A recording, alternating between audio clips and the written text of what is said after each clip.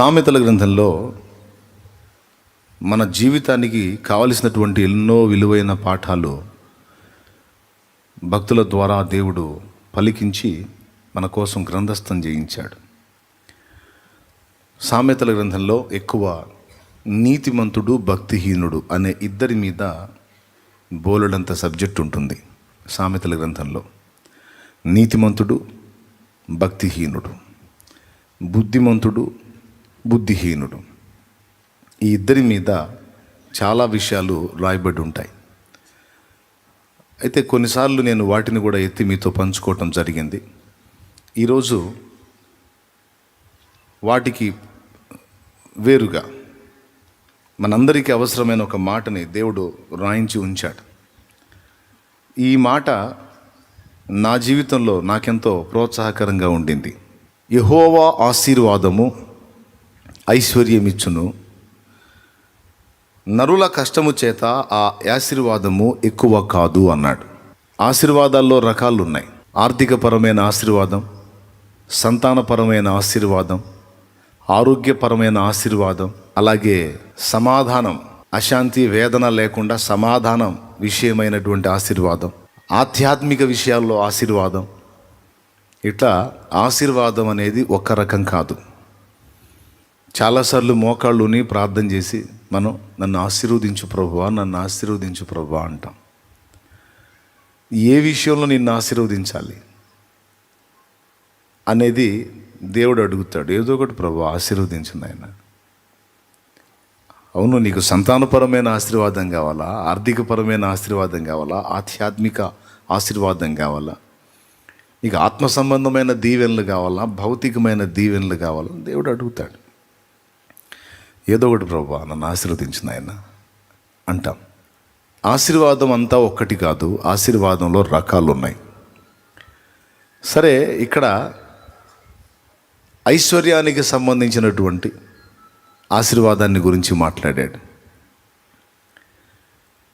ఐశ్వర్యం అంటే సిరి సంపదలు మనకు తెలిసి. ఈ ఐశ్వర్యం అనేది ఒక్క విధమైన ఐశ్వర్యాన్ని గురించి బైబిల్ మాట్లాడటం లేదు. రెండు విధములైన ఐశ్వర్యాలను గురించి దేవుని వాక్యం మాట్లాడుతుంది. ఒకటి ఈ భౌతికమైన సిరి సంపదలు, రెండు ఆత్మీయమైన సంపదలు. ఇక్కడ యెహోవా ఆశీర్వాదం ఐశ్వర్యం ఇస్తుంది, నరుల కష్టము చేత ఆ ఆశీర్వాదము ఎక్కువ కాదు అన్నాడు. ఈ పలికిన ఈ మాటని మనం అక్షరార్థంగా తీసుకుంటే, భూమి మీద ఐశ్వర్యవంతులైన వారందరినీ యెహోవాయే ఆశీర్వదించాడా, ఆయన ఆశీర్వదిస్తేనే వీళ్ళంతా ఐశ్వర్యవంతులయ్యారా అన్న ఒక ప్రశ్న ఏర్పడుతుంది. ఒక సినిమా యాక్టర్ ఉన్నాడు, బాగా వినాలి. ఒక సినిమా యాక్టర్ ఉన్నాడు, కొన్ని కోట్ల రూపాయలు. కొంతమంది రాజకీయవేత్తలు ఉన్నారు, వేల కోట్ల రూపాయలు. కొంతమంది పెద్ద పెద్ద వ్యాపారస్తులు ఉన్నారు. ఈరోజు వాళ్ళ దగ్గర విస్తారమైన సంపద ఉంది, చాలా ఐశ్వర్యవంతులు. వాళ్ళ బిల్డింగ్ మీద ఫ్లైట్ దిగేంత ప్లేసు, హెలికాప్టర్ దిగేంత ప్లేసు ఉందంట వాళ్ళ బిల్డింగ్ పైన. చక్కగా పెద్ద గ్రౌండ్ అన్నమాట, అంత పెద్ద బిల్డింగ్. ఎంత ఐశ్వర్యమో, ఎంత సంపదో, ఎన్ని లక్షల కోట్ల డబ్బులో. విచిత్రం ఏంటంటే వాళ్ళు నిజదేవుడిని ఎరగరు. నీవు నేను ఆరాధిస్తున్న యేసయ్యని వాళ్ళు ఎరగరు, యెహోవా అన్న ఆయనని వాళ్ళు ఎరగరు.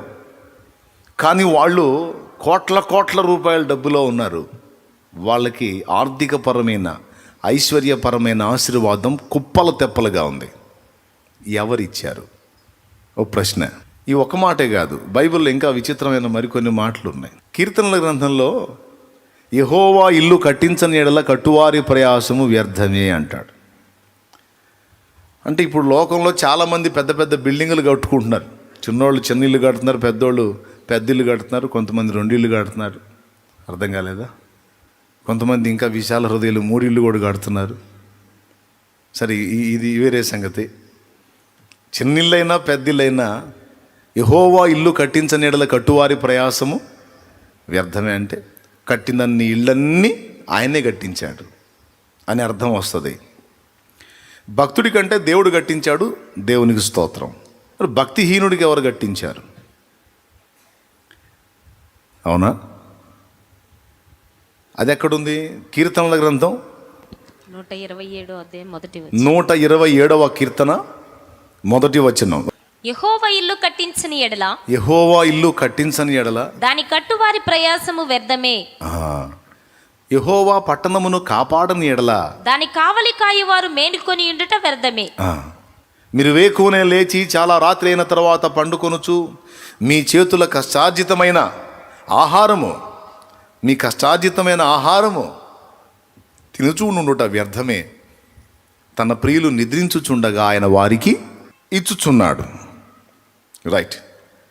మనకంటే దేవుడు ఇస్తున్నాడు, మరి వాళ్ళకి ఎవరు ఇస్తున్నారు? మనల్ని అంటే దేవుడు కాపాడుతున్నాడు, మరి వాళ్ళని ఎవరు కాపాడుతున్నారు? సరే, మనకి దేవుడు ఐశ్వర్యం ఇచ్చాడు, ఆశీర్వాదం ఇచ్చాడు అంట, మరి వాళ్ళు కూడా కోట్లు సంపాదిస్తున్నారు కదా. మరి వాళ్ళ యెహోవా ఆశీర్వాదం ఐశ్వర్యం ఇచ్చునంటే అంత ఐశ్వర్యం వాళ్ళు దేవుని ఆశీర్వాదంతోనే పొందారా? అసలు ఇక్కడ బైబిల్ గ్రంథంలో ఏ ఇంటిని గురించి మాట్లాడుతున్నాడు, ఏ పట్టణాన్ని గురించి మాట్లాడుతున్నాడు, ఏ ఐశ్వర్యాన్ని గురించి మాట్లాడుతున్నాడు అనేది ఒక ప్రశ్నగా మనం తీసుకుంటే, ఈ 3 విషయాలు భౌతిక ప్రపంచంలో ఉన్నాయి, ఆధ్యాత్మిక ప్రపంచంలో కూడా ఉన్నాయి. భౌతిక ప్రపంచంలో ఐశ్వర్యం ఉంది, భౌతిక ప్రపంచంలో ఒక ఇంటి నిర్మాణం ఉంది. అంటే ఇలా ఈ భూమి మీద మనం సంపాదించే సంపాదన ఐశ్వర్యం, కట్టే ఇల్లు నివాసయోగ్యమైన ఇల్లు. 3వది కాపాడబడవలసిన పట్టణం. ఈ చిలకలూరుపేట ఒక పట్టణం, దీని ప్రక్కన నరసరావుపేట, జంట పట్టణాలు. దీనికి 30 కిలోమీటర్ల దూరంలో చీరాల పట్టణం ఉంది. అటు నరసరావుపేట, ఇటు చీరాల మధ్యలో ఉన్నది చిలకలూరుపేట పట్టణం. 3 పట్టణాలు అన్నమాట. ఈ 3 ఇలాంటి పట్టణం ఒకటి, మనం కట్టే ఇల్లు ఒకటి, మనం సంపాదించే డబ్బు ఒకటి. ఐశ్వర్యం, ఇల్లు, పట్టణం. ఈ 3టికి ఈ భౌతికంగా మనకి ఈజీగా అర్థమైపోయింది, పట్టణం అంటే ఏంటో, ఐశ్వర్యం అంటే ఏంటో, ఇల్లు అంటే ఏంటో. కానీ ఆత్మీయ ప్రపంచంలో ఇవే 3 పదాలు వాడబడేటువంటిది కూడా ఇంకొకటి ఉంది. అది మీకు పౌలు పత్రికల్లో ఏమాత్రం పరిచయం ఉన్నా, మీరు ఇప్పటికే ఐశ్వర్యవంతులైతిరి అంటాడు. ఐశ్వర్యం అనేది 2 విధాలు. ఒకటి భూ సంబంధమైన ఐశ్వర్యం, 2వది ఆధ్యాత్మిక ఐశ్వర్యం. ఈ ఐశ్వర్యాన్ని సంపాదించడానికి భౌతికంగా మనిషి కష్టపడతాడు. ఎంత కష్టపడతాడో అంత సంపాదించగలుగుతాడు.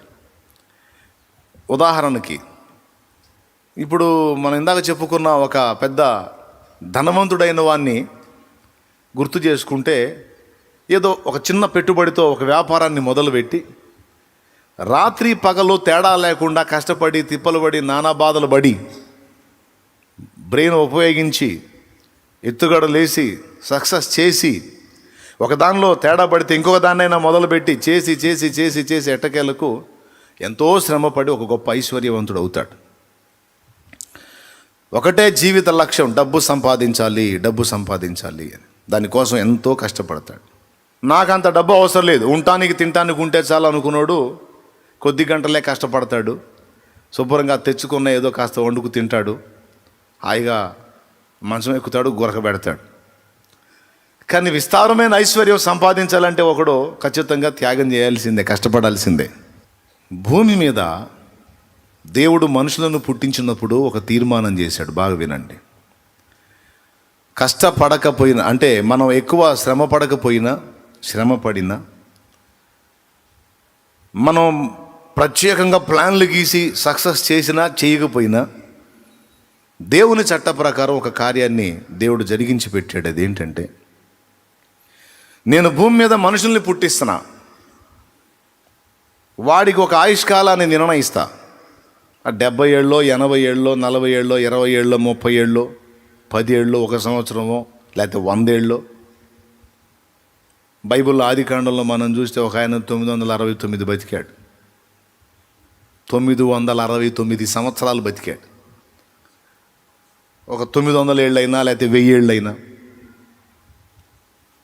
నేను మనుషుల్ని భూమి మీద చేస్తున్నాను గనుక వాళ్ళు జీవించి ఉన్నంత వరకు, నేను వాళ్ళకి ఇచ్చిన ఆయుష్కాలం వరకు వాళ్ళ బాధ్యతల విషయంలో నేను రాజీ పడను. దేవునికి మహిమ. వారి అక్కర విషయంలో, వాళ్ళ అవసరతల విషయంలో నేను రాజీ పడను. వాడు నన్ను ఒప్పుకున్నా ఒప్పుకోకపోయినా, నన్ను నమ్మినా నమ్మకపోయినా, నన్ను పట్టించుకున్నా పట్టించుకోకపోయినా, నేను వాళ్ళ బాధ్యతలన్నీ నెరవేరుస్తా. ఇది దేవుని తీర్మానం. దీన్నే బైబిల్లో మత్తయి సువార్తలో ప్రభువు ఎత్తాడు. ఆయన మంచివారి మీదను చెడ్డవారి మీదను తన సూర్యుని ఉదయింపజేయుచున్నాడు, తన వర్షమును పంపుచున్నాడు. ఒక పంట పండి మన చేతికొచ్చి మనం తిని బ్రతకాలంటే సూర్యరశ్మి కావాలి, వర్షము కావాలి, లేకపోతే మొక్క చచ్చుద్ది. సూర్యుని ఎండవేడిమి తగలకపోతే ఎన్ని నీళ్లున్నా సరే మొక్క బతకదు. అవునా కాదా? అచ్చంగా వానేబడి అచ్చంగా నీడే ఉండి సూర్యోదయము సూర్యాస్తమయం సూర్యుని యొక్క సూర్యరశ్మి అనేది లేకపోతే మొక్క బతికిద్దా? చదువుదేసేయండి. అచ్చంగా సూర్యుని ఎండవేడే ఉండి వర్షం లేకపోతే, పంట పండితే మనుషునికి ఆహారం దొరుకుతుంది. ఆహారం తింటే బతుకుతాడు, లేకపోతే చస్తాడు. సో మనిషి బతకాలంటే తిండి తినాలి, తిండి తినాలంటే పంట పండాలి, పంట పండాలంటే నీ దగ్గర విత్తనం ఉన్నా, సారవంతమైన నేల ఉన్నా, నీరు ఎండ ఈ రెండు లేకపోతే పంట పండదు.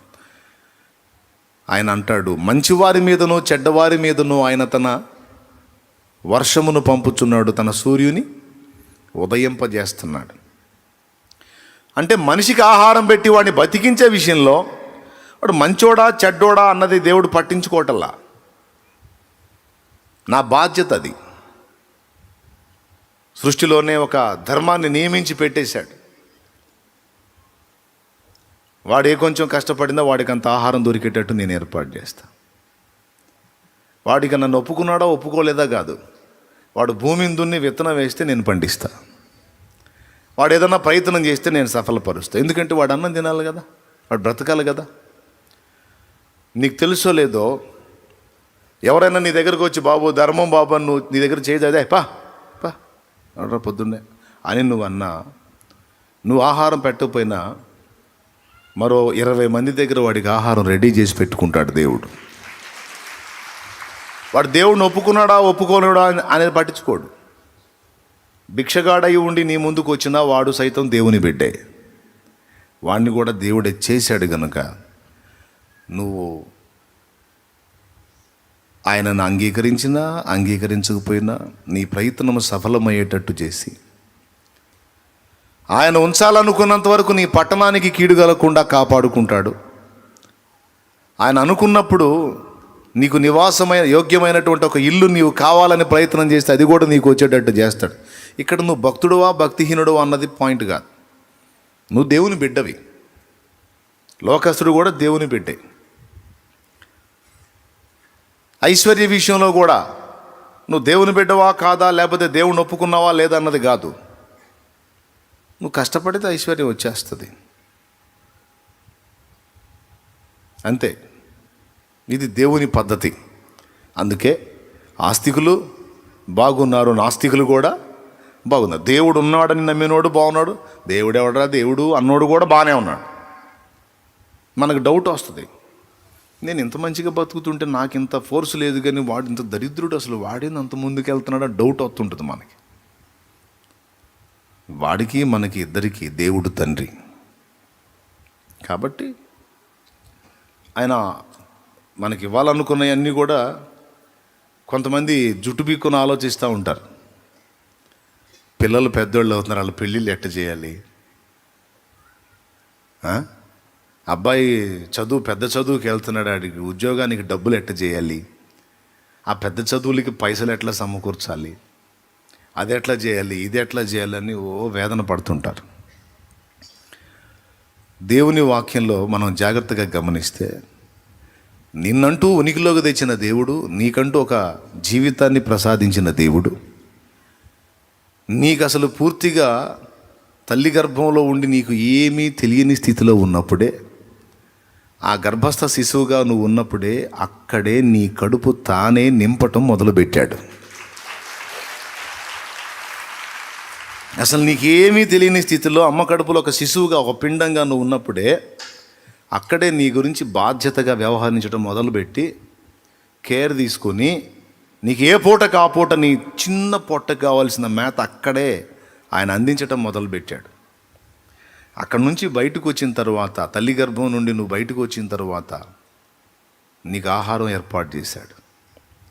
నీ తల్లిదండ్రుల్ని ఒక పాత్రగా వాడుకొని నిన్ను పెంచి పోషించి ఈ రోజుకి ఇలా తీసుకొచ్చాడు ఆయన. తల్లి గర్భంలో గర్భస్థ శిశువుగా ఉన్నప్పుడే నీ విషయంలో బాధ్యత తీసుకొని, నువ్వు భూమి మీదకి వచ్చి పెరిగి పెద్దయి మంచోడు అవుతావా, దుష్మన్ అవుతావా, లేకపోతే దుష్టుడు అవుతావా, మంచోడు అవుతావా, ఏం పట్టించుకోకుండా నీ బాధ్యతలు చూడటం మొదలుపెట్టినటువంటి దేవుడు నీకు ఇచ్చిన ఆయుష్కాలం వరకు నీకు కావలసిన ప్రతి అవసరతకు కావలసినవన్నీ ముందే సిద్ధపరిచి ఉంచాడు. అది ఆయన బాధ్యత. ఇది ఎలా చెప్పొచ్చు అంటే, ఒక తల్లికి 4 కొడుకులు ఉన్నారు. ఆ తండ్రి పోతా పోతా కోట్ల రూపాయల ఆస్తి ఇచ్చిపోయాడు. ఈ 4 కొడుకుల్లో 2 చెడిపోయిన వాళ్ళు, 2 మంచోళ్ళు. కానీ తల్లి పోతా పోతా బ్యాంకులో ఈ చెడిపోయిన వాళ్ళ పేరు మీద కూడా మనీ వేసినట్టు అన్నమాట.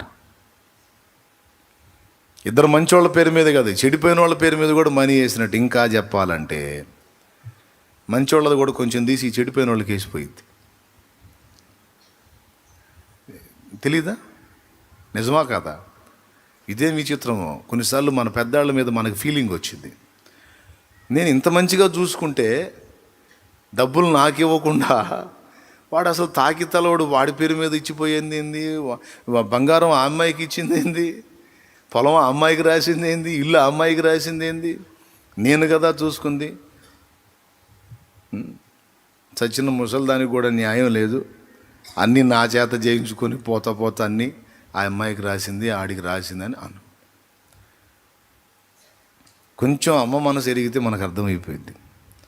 మంచోడిని ఎందుకని సరిగా పట్టించుకోలేదు, చెడిపోయినోడి విషయంలో ఎందుకు సీరియస్గా తీసుకున్నారంటే, ఈ మంచోడు ఎట్టయినా బతుకుతాడని నమ్మకం. ఈ మంచి పిల్ల ఎట్లనైనా బతుకుద్ది, ఎప్పటికైనా బాగుపడిద్ది, ఎప్పటికైనా ఆశీర్వదించబడిద్ది. ఎటొచ్చి ఎగచాట్లు పడేది ఈ చెడిపోయినోడు, చెడిపోయిన అమ్మాయి గనక వాళ్ళు పోతా కూడా ఒక చెయ్యి వాళ్ళకే ఇసిరిపోతారు. స్తోత్రం చెప్పండి. ఎప్పుడన్నా తిట్టుకున్నారా మీ పెద్దాళ్ళని? అబద్ధాలు ఆడవాకండి, సణుక్కొని ఉంటారు కదా. మా అమ్మ కూడా, మా అమ్మ వ్యవహారం కూడా ఇంతే చేస్తూ ఉంటుంది. మా అమ్మ కూడా ఇంతే. అసలు మా అమ్మ దగ్గర కూడా న్యాయం లేదు, దేవుడి దగ్గర న్యాయం లేదు, మా అమ్మ దగ్గర న్యాయం లేదు. ఇంకా చెప్పాలంటే అందరికీ వేస్తారు, చెడిపోయినోడికి డబ్బు వేస్తారు, మంచోడికి డబ్బు వేస్తారు ఐశ్వర్యవంతులైతే. ఇది చెడిపోయినోడు కదా అని వేయకుండా పోదు. అమ్మ బాధ్యత అది, నాన్న బాధ్యత అది.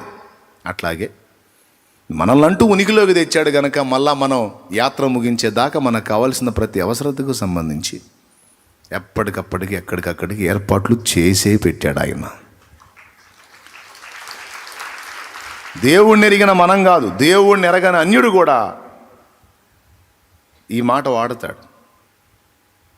అన్నీ దేవుడే చూసుకుంటాడు, భగవంతుడు ఉన్నాడు, ఆయనే చూసుకుంటాడు. వాడికి అన్యాయం జరిగిందా సరే దేవుడు ఉన్నాడురా అంటాడు. వానికి అనుకున్నవి జరగకుండా ఎదురు దెబ్బలు తగులుతున్నా సరే కానీ భగవంతుడి దయ ఇప్పటికి ఇదే ప్రాప్తం కానీ అంత వేదాంత దూరంలో వాళ్ళు కూడా మాట్లాడతారు. అసలు వాళ్ళకున్న విశ్వాసం ఎంత గొప్పదంటే ఒక సూక్తి రాసి పెట్టుకున్నారు వాళ్ళు. గతంలో చెప్పా, ఒక సూక్తి రాసి పెట్టేసుకున్నారు. ఏం సూక్తి తెలుసా? 100 కోటి దరిద్రాలకు అనంత కోటి ఉపాయాలు అని. ఏంటి 100 కోటి అంటే 100 కోట్ల దరిద్రాలకి అనంత కోటి ఉపాయాలంటే లెక్కలేనన్ని ఉపాయాలు ఉంటాయిరా, దేవుడు రెడీ చేసే పెట్టుంటాడు. కాబట్టి ఎన్ని దరిద్రాలు వచ్చినా వాటిని తొలగించుకునే ఉపాయాలు దేవుడు దాచిపెట్టే ఉంచుతాడు. మనమేం భయపడాల్సిన అవసరం లేదు. ఆ టయానికి ఆ ఉపాయం అందిద్ది, ఆ దరిద్రం పోయిద్దిలే, ఏం పర్వాలేదని వాళ్ళ నోట కనీసం శాపగ్రస్తమైన మాట కూడా మాట్లాడడానికి ఇష్టపడరు. ఓటమి, ఏడుపు, లేమి, లేదు, దరిద్రం అనే మాటలు ఒప్పుకోరు. ఎవడన్నా నువ్వు ఎప్పుడు ఈ మాటలు మాట్లాడుతావు? నీ నోట మంచి శుభవచనం ఏమి రాదంట్రా?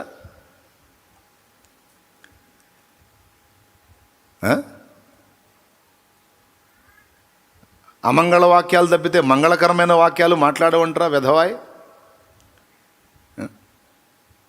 మరీ ఎక్కువ గ్రాంధికాన్ని వాడేవాళ్ళు అమంగళం ప్రతిహతం అవగాకంట, ఏదైనా వినకూడని మాట వింటే. అందుకే పెళ్ళి చేసేటప్పుడు సువార్త చెప్పాలంటే నేను చావు అనే పదం వాడను. ఎందుకంటే అన్ని జనుల పెళ్ళి జరుగుతున్నప్పుడు కొంతమంది విశ్వాసులైన వాళ్ళు, అన్ని జనుల్లోంచి రక్షింపబడ్డోళ్ళు చర్చిలో మ్యారేజ్ చేసుకుంటుంటారు కదా, వాళ్ళ బంధువుల్ని పిలుస్తారు, అంతా అన్ని జనులే వచ్చి కూర్చుంటారు. ఈ పెళ్ళి జరిగేటప్పుడు మనం సువార్త చెప్పాలన్న ఆవేశంతో, మరి మనం చచ్చిపోతే ఎక్కడికి పోతామో కొంచెం ఆలోచించుకోవాలి. ఫలానా విషయంలో ఇలా కొంతమంది చనిపోయారు, వాళ్ళు ఎక్కడికి పోయి ఉంటారు, వీళ్ళు చచ్చిపోయారు ఎక్కడ, ఈ చావుల గురించి చెప్పకుండా సువార్త మనం ఒకటి ఆత్మ గురించి చెప్పలేం. కానీ అన్యుల మధ్యలో శుభకార్యంలో ఒక మంగళకరమైన పని జరుగుతున్నప్పుడు మనం సావులు బతుకులు అన్నాం అనుకో, ఆ కూర్చున్నోడు లేచిపోతాడు. ఏంటి వీడు కూర్చున్న కాడ నుంచి పెళ్లి కన్ను తిడి సావు గోల చెప్తున్నాడు, చిచి అంత ఎందుకు శాపగ్రస్తమైన మాటలోనే లేచి వెళ్ళిపోతారు వాళ్ళు. అందుకే చావు అనే పదం వాడకూడదు. అందుకే యాత్ర ముగింపు అని చెప్తాను నేను. మనోళ్ళు కొంతమంది వదిలేస్తూ ఉంటారు, సావు బతుకు సావు అని. వాడకూడదు, చావు అనే పదం వాడకూడదు. ఆ మాట 2-3 సార్లు నువ్వు వాడావా, నీ సువార్త కోదాండం, నీ పెళ్లి కోదాండం, పోరా బాబని లేచి వెళ్ళిపోతాడు.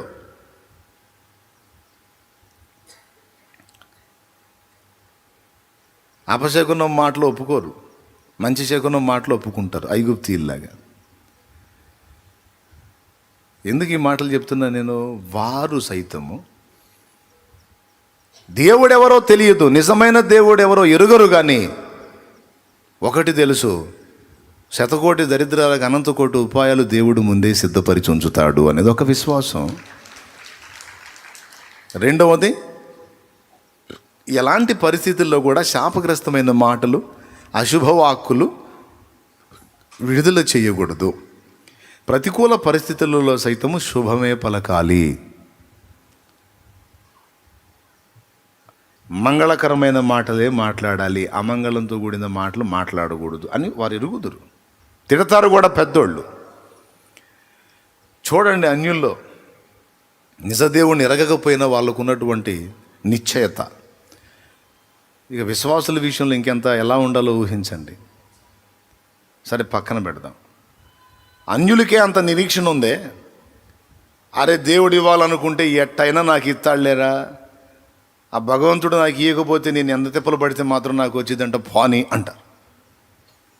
ఒక అన్యుడే ఇలాంటి మాటలు కలిగి ఉన్నప్పుడు విశ్వాసులమైన మనకు మరి ఎంత నిశ్చయిత ఉండాలి, అవునా కాదా? చెడ్డవాడే, సత్యం ఎరగని వాడే, పాపంలో బ్రతుకుతున్నవాడే అలాంటి మాటలు కలిగి ఉంటే మనం ఎలా ఉండాలి? కానీ మనం ఏ పలకాలో ఏ పలకూడదో అవి ఎక్కువ పలకడానికి ఇష్టపడతాం. సరే, ఈ మ్యాటర్ పక్కన పెడదాం. ఇప్పుడు మన ఐశ్వర్య విషయం కదా మాట్లాడుకుంటున్నాం. అన్యుడైనా చెప్పండి, అన్యుడైనా, అందరు గట్టిగా చెప్పండి. అన్యుడైనా, నాస్తికుడైనా, ఆస్తికుడైనా, క్రైస్తవుడైనా అందరికీ దేవుడే అన్నదాత, అంతే. ఎందుకు అంటే వాడికంటూ ఉనికి తెచ్చింది ఆయన, వాడికంటూ జీవితం ఇచ్చింది ఆయన కనుక వాడు అంగీకరించినా అంగీకరించకపోయినా, ఒప్పుకున్నా ఒప్పుకోకపోయినా వాడికి ఆయుష్కాలం నిర్ణయించినంత వరకు వాడికి ఇవ్వాలనుకున్నవన్నీ దేవుడు ఇచ్చేస్తాడు. మనకు ఉండాల్సిన నిరీక్షణ ఏంటంటే, విశ్వాసమైన మనకి వారి విషయంలో సైతం అలా స్పందించే దేవుడు, ఆయనను గుర్తించి ప్రేమించి ఆయన రక్తంలో కడగబడి ఆయన చూపించిన పరిశుద్ధ నీతి మార్గంలో నడుచుకోవటానికి మనల్ని మనం సిద్ధపరచుకొని కొంతమేర నడుస్తూ సాధన చేస్తున్న మన విషయంలో మరి ఎక్కువ బాధ్యత వహించడా?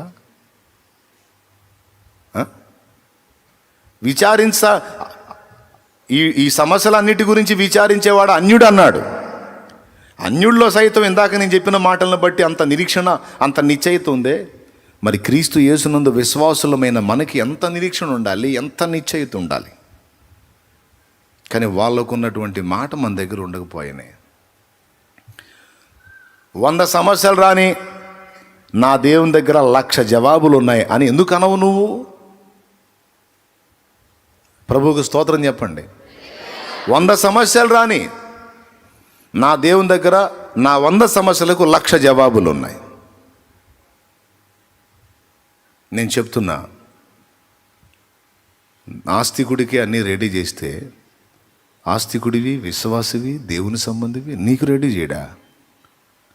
నువ్వు విశ్వసించి ఆయన వైపు చూసి నెమ్మది పొందు. నీకు కావలసిన సమస్తము ముందే సిద్ధపరచబడినవి. నీకు కావలసిన సమస్తము ముందే సిద్ధపరచబడినవి. నువ్వేం దీని గురించి గందరగోళం అవ్వాల్సిన అవసరం లేదు. నీ పిల్లల చదువులని, నీ చదువని, పెళ్ళని, పెటాకులని, పిల్లలని, అదని, ఇదని, ఇల్లని, ఆ మజిలీకి వచ్చినప్పుడు నీకు అది అందేటట్టు ఏర్పాటు చేశాడు ఆయన. గర్భస్థ శిశువుగా ఉన్నప్పుడు కడుపులో అందాల్సిన ఆహారం కడుపులో అందేటట్టు చేసి, బయటికి వచ్చిన తర్వాత నీకు అందాల్సిన ఆహారం తల్లి పాల ద్వారా నీకు ఏర్పాటు చేసేసాడు. అక్కడి నుంచి ఆయన దృష్టి పెట్టాడు నీ మీద. ఈరోజు నువ్వు ఈంతున ప్రభువును వదిలేసి వెళ్ళిపోయినా సరే నీకు అన్నం పెడతాడు ఆయన. యేసుని విసర్జించి వెళ్ళిపోయినా సరే నీ కడుపు కూడా నింపుతానే ఉంటాడు ఆయన. ఎందుకంటే అది ఆయన తీర్మానం. ఆయన అన్యాయస్తుడు కాడు. సింపుల్గా ఒక మాట చెప్పాలంటే, నేను కొన్ని పశువుల్ని, పక్షుల్ని ఉంచాను, పిల్లలు చూస్తారని. చిన్న పార్క్ ఒకటి క్రియేట్ చేసి అందులో ఉంచాను కొన్నిటిని. నాకెంత భయమో తెలుసా వాటి గురించి. మీరు జస్ట్ అట్లా చూసి వెళ్ళిపోతారు, కనీసం ఒక కాయ కూడా తెచ్చి పెట్టరు దాన్ని. కొంతమంది అనుకుంటా, ఒక కాయ తెచ్చి దానికి పెడితే. పక్షులు ఉన్నాయి, పావురాళ్ళు ఉన్నాయి. 1 కిలో గింజలు తీసుకొచ్చి కాస్త చల్లితే ఎంత బాగుండు. ఆహా, ఎవరన్నా చల్లితే మాత్రం భలే ఎగురుతున్నాయి కదా, నువ్వు తెచ్చి పెట్టవచ్చుగా.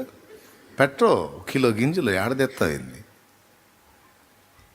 ఎవరో 2-3 చూసి రెగ్యులర్గా వచ్చి కాసిన గింజలు తీసుకొచ్చి వాటికి చల్లి అవి తింటా ఉంటే సంతోషపడ్డాం. మీరు పెట్టినా పెట్టకపోయినా ఎంతమంది ఉన్నారండి. కూటం అయిపోయిన వెంటనే కొంతమంది వెళ్ళి దర్శిస్తారు. కూటానికి ముందు పెందలాడు వచ్చి కొంతమంది దర్శిస్తారు. అన్నిటికంటే పెద్దది ఒంటె ఉంది. ఇంతలా దోసకాయ ఇవ్వు నువ్వు దానికి. ఇంతలా దోసకాయ ఎట్లా తినేది అన్నయ్య అందు.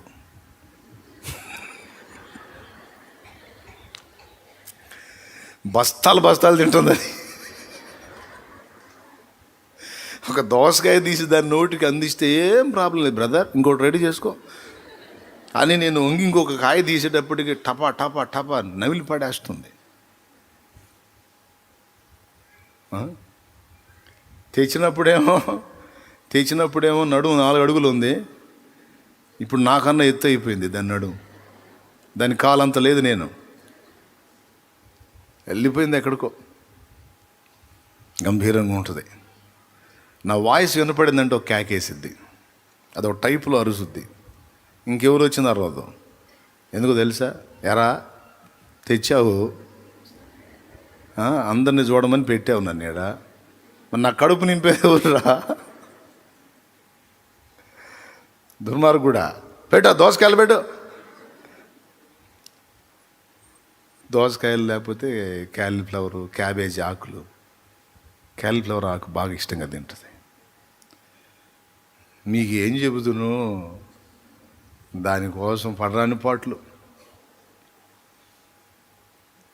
పిల్లలు దాన్ని చూస్తే ఇష్టంగా ఫీల్ అవుతారు. వాళ్ళ ఆనందం, వాళ్ళ ముఖాల్లో ఆనందం, నా ఆనందం. దానికోసం ఆ చెరువు కట్ట మీదకి వెళ్ళి, అప్పుడు వేసవి కాలంలో ఆ కూరగాయలు అవి సరిగా అందట్లా, వేపాకు కూడా తింటుంది.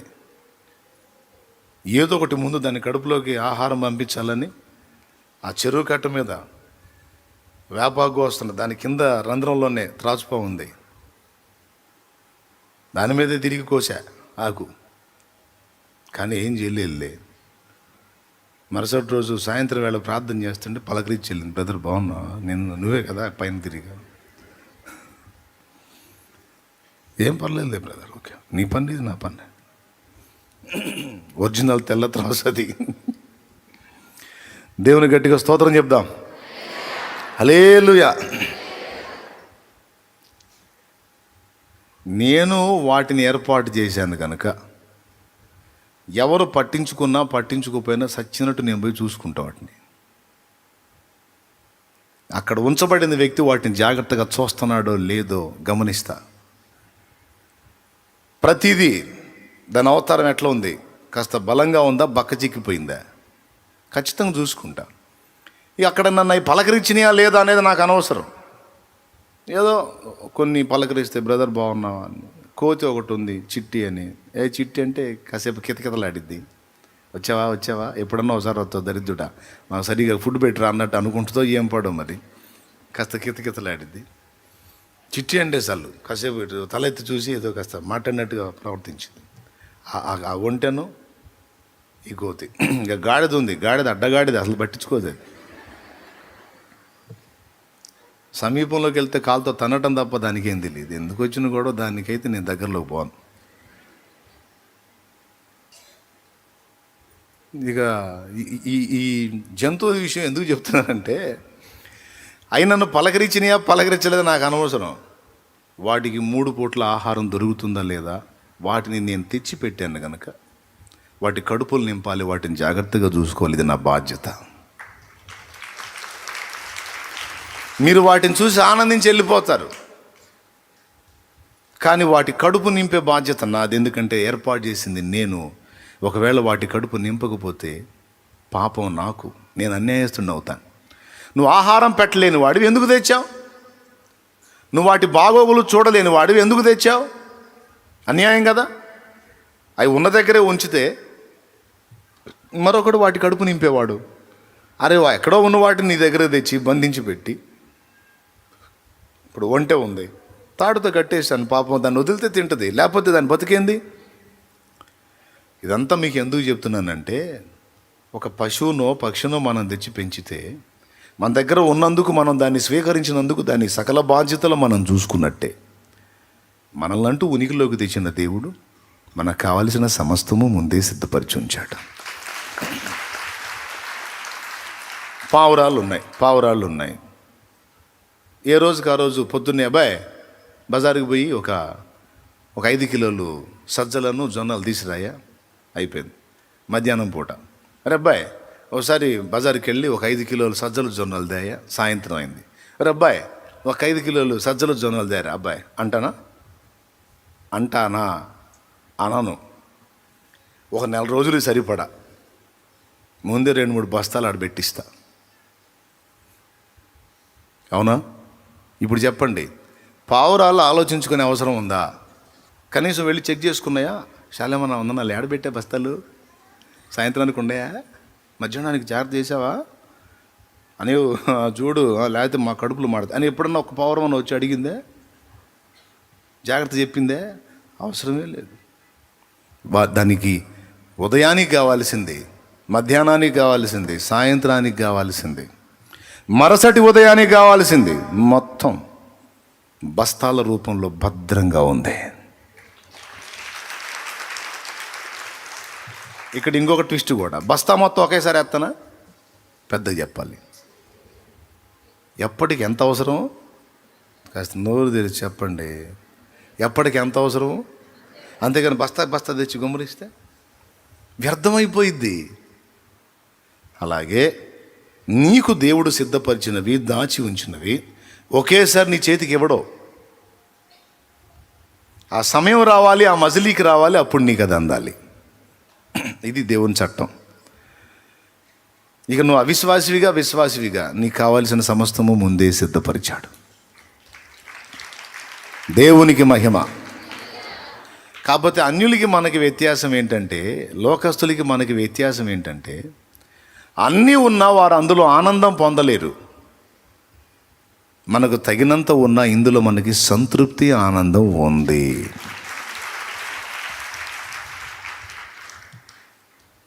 అష్టైశ్వర్యాలు ఉంటాయి, కానీ మనసులో శాంతి ఉండదు, ఆత్మలో ఆనందం ఉండదు. ఈ రెండు మనకున్నాయి. నిజమైన సంతోషం, సమాధానం వారికి ఉండవు.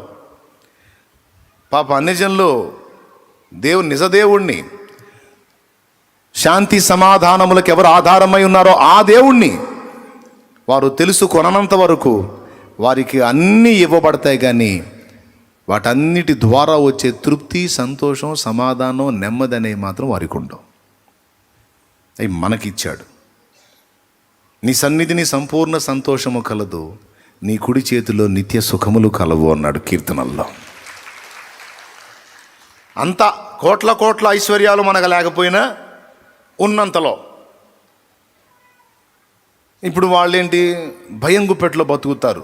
అన్నీ ఉండి కూడా విచారిస్తూ ఉంటారు. రేపేం జరుగునో అనే టెన్షన్లో బతుకుతూ ఉంటారు. బతుకులో టెన్షను, చచ్చినాక టెన్షను. కానీ మనకి బ్రతుకులో టెన్షన్ లేదు, చచ్చిన తర్వాత కూడా ముందే సిద్ధపడ్డాం కనుక దానిలో కూడా టెన్షన్ లేదు మనకి. బ్రతికినంత వరకు ఆయనే చూసుకుంటాడు. పుట్టించినోడు. నేను గుర్తెరక్క ముందు సంగతి వేరు, గుర్తెరిగిన తర్వాత ఇంకెందుకు నిర్లక్ష్యం చేస్తాడు? ఆయన్ని గుర్తెరగనోడినే పోషించే దేవుడు గుర్తెరిగిన నాకు అన్యాయం చేస్తాడా? నో. బ్రతుకులో నాకు తోడై ఉన్నాడు, చచ్చిన తర్వాత కూడా నేను ఆయన దగ్గరికే చేరతా, నిశ్చయత.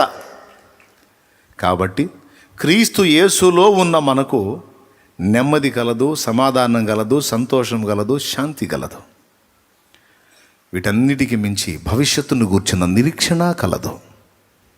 ఈరోజు ఇక్కడ కూర్చున్న మీ అందరి జీవితాలకు సంబంధించి దేవుడు ముందే సిద్ధపరిచి ఉంచాడు. నమ్మితే గట్టిగా స్తోత్రం చెప్పు. నీ అప్పులకు పరిష్కారం దేవుడు ముందే సిద్ధపరిచి ఉంచాడు. ఆర్థిక ఇబ్బందులకు పరిష్కారం ముందే సిద్ధపరిచి ఉంచాడు. నీ దరిద్రతకు, లేమికి పరిష్కారం దేవుడు ముందే రెడీ చేసి పెట్టాడు. ప్రస్తుత కొంచెము కాలం మీకు శ్రమ, అది కూడా సంపూర్ణత, అది కూడా ఒక కొలికి వచ్చేస్తుంది, ముగింపు వచ్చేసింది ఇక. ఎందుకంటే ఇంతకాలం అనుభవించావు, ఇప్పుడు ఇక ముగింపు ఘట్టంలోకి వచ్చావు. ఈ ఘట్టంలో కృంగిపోవాకు, నిరాశపడవాకు, నిరుత్సాహపడవాకు. ఇంతకాలం సహించి ఈ కొంచెం కాలంలో మళ్ళీ బలహీనపడవాకు. ఒక అద్భుతమైన మలుపు దేవుడు తిప్పబోతున్నాడు. ప్రవచనాత్మకంగా పలుకుతున్న ఎవరు ఈ విషయంలో నలుగుతున్నారో వారికి సమాధానం. ఇంతకాలం నిరీక్షించా, ఓర్చుకుని ఇంకొక గడి అన్నట్టు తాళుకో. దేవుడు తిప్పే మలుపేంటో నీకు అర్థమైద్ది. ఏం అందిస్తాడో కూడా నువ్వు గుర్తుపడతావు, పొందుకుంటావు. అప్పుడు నువ్వు ఈ రోజుని, ఈ గంటని, ఈ గడియని గుర్తుపెట్టుకో. రాసుకో, నీ డైరీలో రాసుకో. దేవుడు సిద్ధపరిచింది అందిన నాడు ఒక సాక్ష్యంగా దేవుని మహింపరచు. చెప్పు, విశ్వాసంతో చెప్పు. ఉందా లేదా? ముందే సిద్ధపరచబడిందా లేదా? నోరు తెరవరేమండి? ఇంకేమైనా డౌట్ లేదుగా? ఆ నాస్తికుడికి ఇచ్చినప్పుడు నీకు ఇవ్వడా? మరి నిశ్చయముగా నీకు అందాల్సిన దాన్ని మొత్తాన్ని కూడా దేవుడు నీకు అందుబాటులోకి తెస్తాడు. అది నీ పిల్లల విషయమో, నీ పర్సనల్ విషయమో, నీ శరీర సంబంధమైన అక్కర్లకు సంబంధించిందో, ఆత్మీయ అక్కర్లకు సంబంధించిందో, అది నీకు తెలుసు, ప్రభువుకు తెలుసు, నాకు తెలియదు.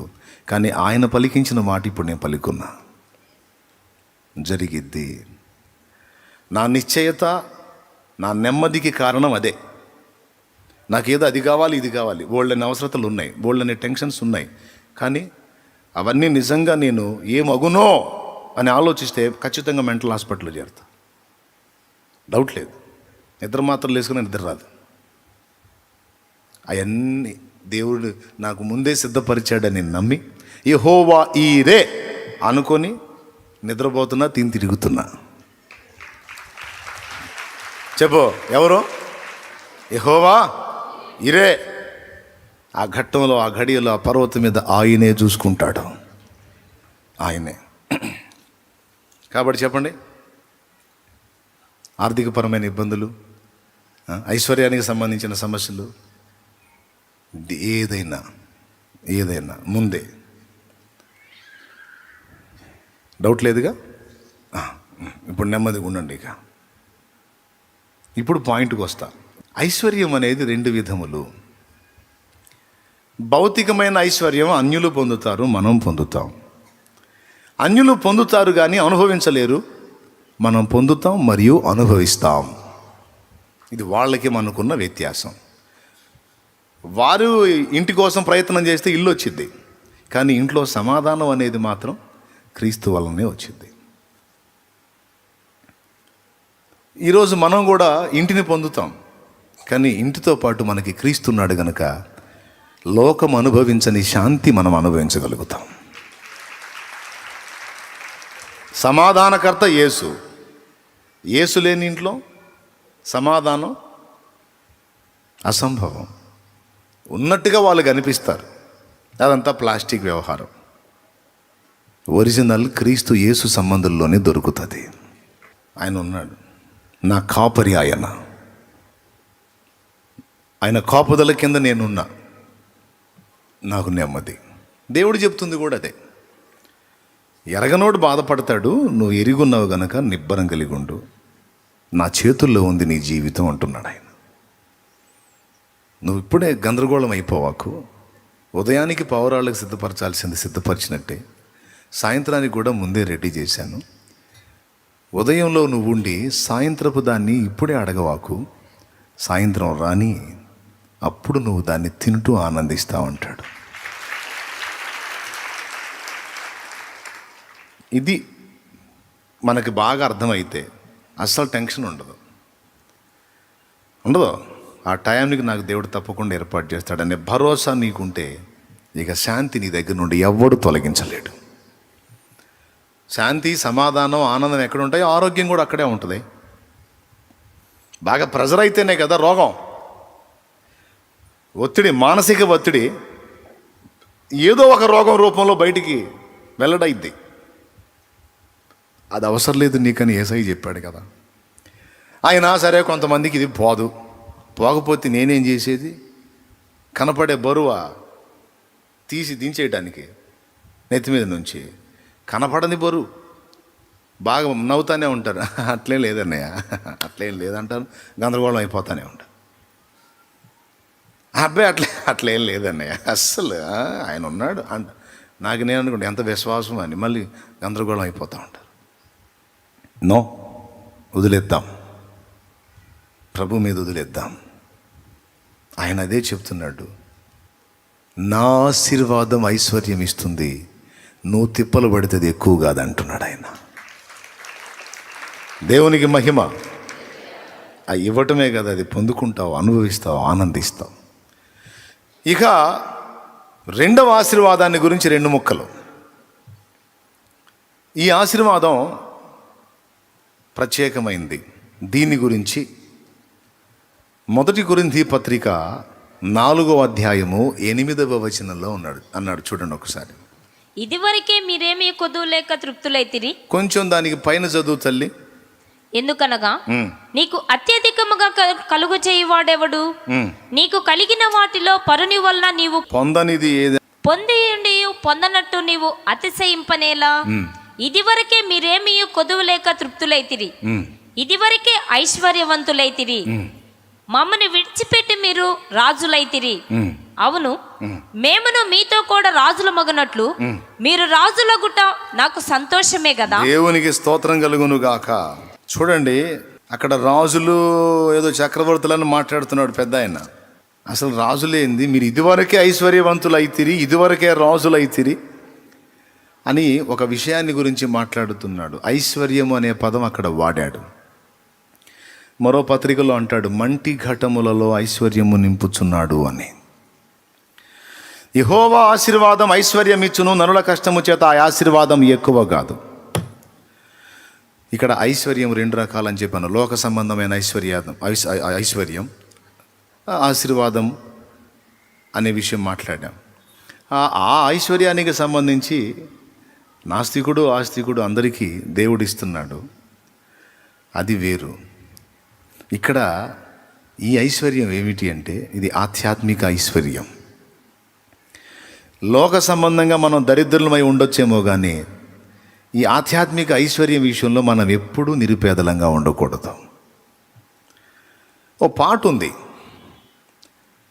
నా పూర్వస్థితి నాకు కలిగించరావా, కరుణించి మరలా బ్రతికించరావా అనే పాట ఓ దైవజనుడు పాడాడు. అందులో ఒక చరణం, నీ సన్నిధి భాగ్యము కోల్పోతి నాయాత్మలోనే నిరుపేదనైతి, నీ సన్నిధి భాగ్యము కోల్పోతి నాయాత్మలోనే నిరుపేదనైతి, సకలైశ్వర్యములను మించునటి, సకలైశ్వర్యములను మించునటి నీ సన్నిధానము నాకీయుమయ్యా, నీ సన్నిధానము నాకీయుమయ్యా, కరుణామయుండా. నా పూర్వస్థితి నాకు కలిగించరావా, కరుణించి మరల బ్రతికించరావా, కరుణామయుండా. నా పూర్వస్థితి నాకు కలిగించరావా, కరుణించి మరల బ్రతికించరావా, కరుణామయుండా. దేవునికి మహిమ. భౌతిక విషయంలో ఒకడు ఆర్థికంగా దరిద్రుడై ఉండవచ్చు, సమృద్ధి లేనివాడై ఉండవచ్చు. మనం భౌతికంగా ఒకవేళ నిరుపేదలముగా ఉండి ఉండవచ్చు. కానీ ఆధ్యాత్మిక విషయంలో, ఆత్మీయ విషయంలో మనం ఐశ్వర్యవంతులుగా ఉండే అవకాశం ఉంది. ఇది భక్తులు గుర్తెరిగారు. భక్తులు ఈ విషయాన్ని, ఈ రహస్యాన్ని గుర్తెరిగి భౌతికంగా వాళ్ళు సంపన్నులుగా ఉండాలి, సమృద్ధి కలిగి ఉండాలన్న పాయింట్నే వదిలేశారు. వదిలేసి ఏది ముఖ్యమైందో దాని విషయంలో వాళ్ళు ఐశ్వర్యవంతులుగా ఉండటానికి జాగ్రత్త తీసుకున్నారు. దాని ఫలితంగా వారు ఐశ్వర్యవంతులు అయ్యి అనేకులు ధన్యులు కావటానికి వాడబడ్డారు. ఉదాహరణకి ఇక్కడ భక్తుడు ఏం పాడాడు, నీ సన్నిధి భాగ్యం కోల్పోయాను, నా ఆత్మలో నేను నిరుపేదనయ్యాను అన్నాడు. భౌతికంగా నాకెంత డబ్బు ఉంటే ఏం లాభం ప్రభు, ఆత్మీయంగా నేను నిరుపేదనైపోయాను, నీ సన్నిధిని కోల్పోయాను. గమనించాలి, ఐశ్వర్యాల్లో మొట్టమొదటిది దేవుని సన్నిధి. అర్థమైందా? దేవుని సన్నిధి. ఆ సన్నిధిని ఎవడు తన యొద్ద కలిగి ఉంటాడో, తన యందు కలిగి ఉంటాడో, ఆ సన్నిధిని ఎవరు నిత్యము సమీపిస్తూ ఉంటారో, ఆ సామీప్యాన్ని అనుభవిస్తూ ఉంటారో వారు నిజముగా ఐశ్వర్యవంతులు. దాని ఫలితం ఏంటో చెప్తా. ఎలీషా ఉన్నాడు. ఎలీషా దగ్గరికి నయమాను జబ్బుతో వచ్చాడు. ఆ జబ్బు తగ్గింది, ఆ కుష్ఠరోగం తగ్గింది. ఎలీషా చెప్పిన ప్రకారం చేస్తే నయమాను తిరిగి డబ్బు తీసుకొని వచ్చాడు ఎలీషా దగ్గరికి. వాస్తవంగా ఎలీషా సంపన్నుడు కాదు. ఎలీషా దగ్గర పైసలు ఏం లేవు, బ్యాంక్ బ్యాలెన్స్ ఏం లేదు, ఒట్టి మనిషే. తనతో పాటు గెహజీ శిష్యుడు ఉండేవాడు. అంతకుముందు ఎడ్లు, వ్యవసాయం, అరక అదంతా ఉండేది ఎలీషాకి. అంతా వదిలేసుకున్నాడు. ఏలియా ద్వారా దేవుడు ఎప్పుడైతే పిలుపునిచ్చాడో ఆ పిలుపుకు లోబడి చేసే పనిని, పొలాన్ని ఆ సంపదని సమస్తాన్ని కూడా వదిలేసి దేవుని యందు ఐశ్వర్యవంతుడు కాగోరి తన భౌతికమైన వాటి విషయంలో ఏవి లక్ష్య పెట్టకుండా అన్నిటిని విసర్జించి ఏలియాని అనుసరించాడు. నయమాను వచ్చి సొమ్ము ఎందుకు తెచ్చాడో తెలుసా? ఆల్రెడీ ఎలీషా సంపన్నుడై ఉంటే ఈ సొమ్ము ఏం చేసుకుంటాడు? ప్రవక్త అంటే ఒక దగ్గర ఉండడు, తనకంటూ ఏమీ చూసుకోడు, కొంచెం పేదరికంలో ఉంటాడు. కాబట్టి నేను ఈ బహుమానం తీసుకెళ్తే ఆయనకు ఉపయోగపడిద్ది అని ఆయన సంపద తెచ్చాడు, చాలా తెచ్చాడు. కానీ ఎలీషా ఒక్కటైనా ముట్టలా.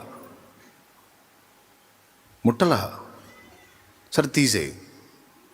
దానియేలు గ్రంథంలో మనం చూస్తే దానియేలు గ్రంథం 5వ అధ్యాయంలో బెల్షస్సరుకి ఒక దర్శనం, అదే ఒక చేవ్రాత కనపడింది. మీకు అందరికీ తెలిసిన మ్యాటరే. మీరు చూడగలిగితే దానియేలు గ్రంథం 5వ అధ్యాయం రాజు అన్నాడు, ఆ వ్రాత చదివితే నేను నీకు ఇలా చేస్తానని 5వ అధ్యాయము 16వ వచనం నుంచి చదువు. అంతర్భావములను బయలుపరచుటకును కఠినమైన ప్రశ్నలకు ఉత్తరం ఇచ్చుటకును నీవు సమర్థుడవని నిన్ను గూర్చి వినియున్నాను గనుక ఈ వ్రాతను చదువుటకును దాని భావమును తెలియజెప్పుటకును నీకు శక్యమైన ఎడల నీవు ఊదా రంగు వస్త్రములు కట్టుకొని మెడను సువర్ణ కంఠభూషణమును ధరించుకొని. ఊదా రంగు వస్త్రము రాజులు ధరించేది. ఒక రాజ వస్త్రం నీకు కట్టి సువర్ణ కంఠభూషణము ధరించుకొని రాజ్యంలో మూడవ అధిపతివిగా ఏలుదువు. అందుకు దానియేలు ఇట్లనెను, నీ దానములు నీ యొద్ద నుంచుకొనుము. అద్దుకో. ఎవరితో ఈ మాట అంటున్నాడు? రాజుతో. నీ దానములు నీ యొద్ద ఉంచుకొనుము, నీ బహుమానములు ఎవరికైనాను నిమ్ము. అద్దుకో. నీ బహుమానములు మరి ఎవరికైనాను ఇమ్ము. అయితే నేను ఈ వ్రాతను చదివి దాని భావమును రాజునకు తెలియజెప్పెదను. దేవునికి మహిమ కలుగును గాక. నాకు అర్థం కాదు, పిలిచి నీకు ఐశ్వర్యం ఇస్తానంటుంటే, పిలిచి నీకు పదవిని ఇస్తానంటుంటే, పిలిచి నీకు సంపదని ఇస్తానంటుంటే ఏమంటున్నాడు? నీ దానము ఎవనికైనా ఇమ్ము, నీ బహుమానములు వేరొకనికి ఇమ్ము. ఎలీషా కూడా అంతే అంటాడు, నా అక్కర్లేదు పోయా. షునేమీరాలు గనురాలైన స్త్రీ తన ప్రహరీ గోడ మీద ఎలీషాకు ఒక గది కట్టించిద్ది. ఎక్కడ? కాంపౌండ్ వాళ్ళ మీద. ప్రహరీ గోడ మీద గది ఏందన్నయ్య అంటారా? అంతుండే అప్పుడు ప్రహరీ గోడలు. కాంపౌండ్ వాళ్ళ మీద గది కట్టింది. ఎందుకో తెలుసా? మన ఇంటికి వచ్చుచూ పోవచ్చున్నవాడు దైవజనుడని నేను గుర్తెరిగాను. ఇక్కడికి వచ్చినప్పుడల్లా మన ఇంట ఆయనను చేర్చుకొని ఆయనకు ఆతిథ్యం ఇస్తే మనకి ఎంతైనా మంచిది. భర్తతో చెప్పింది, ఓకే అన్నాడు. చక్కగా గది కట్టింది, బ్రతిమలాడింది. అయ్యా, మీరు ఎప్పుడు ఈ పట్టణానికి వచ్చినా ఈ గది మీ కొరకే. మేము రాము అక్కడికి, నిన్ను డిస్టర్బ్ చేయం, నీకు అభ్యంతర కారణంగా ఉండాం, నీకు కావలసిన కనీస వసతులు అందులో ఏర్పాటు చేస్తాం. మా ఆతిథ్యం స్వీకరించు. ఆ గదిలోకి వచ్చి కొంచెం సమయం గడిపి నువ్వు సేద తీరి విశ్రాంతి పొంది తర్వాత నీ త్రోవను నీ వెళ్ళొచ్చు. ఈ ఒక్క హెల్ప్ నాకు చేయమని ఆమె అడిగింది. దాందేముందమ్మా, తప్పకుండా దర్శిస్తాలే, వస్తాలే అంటే గది రెడీ చేసి పిలిచింది. వెళ్ళాడు, చూశాడు, సంతోషించాడు. చాలా శ్రద్ధ నిలిపావు అని ఆ గదిలో ఉండి సంతోషపడి ఆయన ఏమంటాడో తెలుసా? గేహజీని పిలిచి, ఆమె మా విషయంలో ఇంత శ్రద్ధ నిలిపి ఇంత ఉపకారం చేసింది కనుక మా నుండి ఏమైనా ప్రయోజనం పొందగోరిందేమో, నేను ఏదైనా ఆమెకు ఉపయోగపడగలనేమో, ఏమైనా హెల్ప్ చేయగలనేమో కనుక్కోమంటాడు. తర్వాత నాకు అర్థం కాని విషయం ఏంటంటే, ఏముంది నీ దగ్గర? ఎవరన్నా తెచ్చిచ్చినా చెయ్యి చాపో. ఏముందని నువ్వు ఆమెకు చేస్తావు? ఖాళీ మనిషివి. దానియేలు బానిసగా పోయినోడికి అధిపత్యం చేస్తానయా, నీకు దానాలు ఇస్తాను, కంఠాభరణాలు ఇస్తాను, నీకు బంగారం ఇస్తాను, నీకు అది ఇస్తానంటే నాకు వద్దు పో అంటాడు. ఆ ఛాన్స్ మనకు వస్తే మామూలు జీవితంలో వస్తే యేసు రక్తమే చేయి ప్రభా, కృప చూపావా తండ్రి.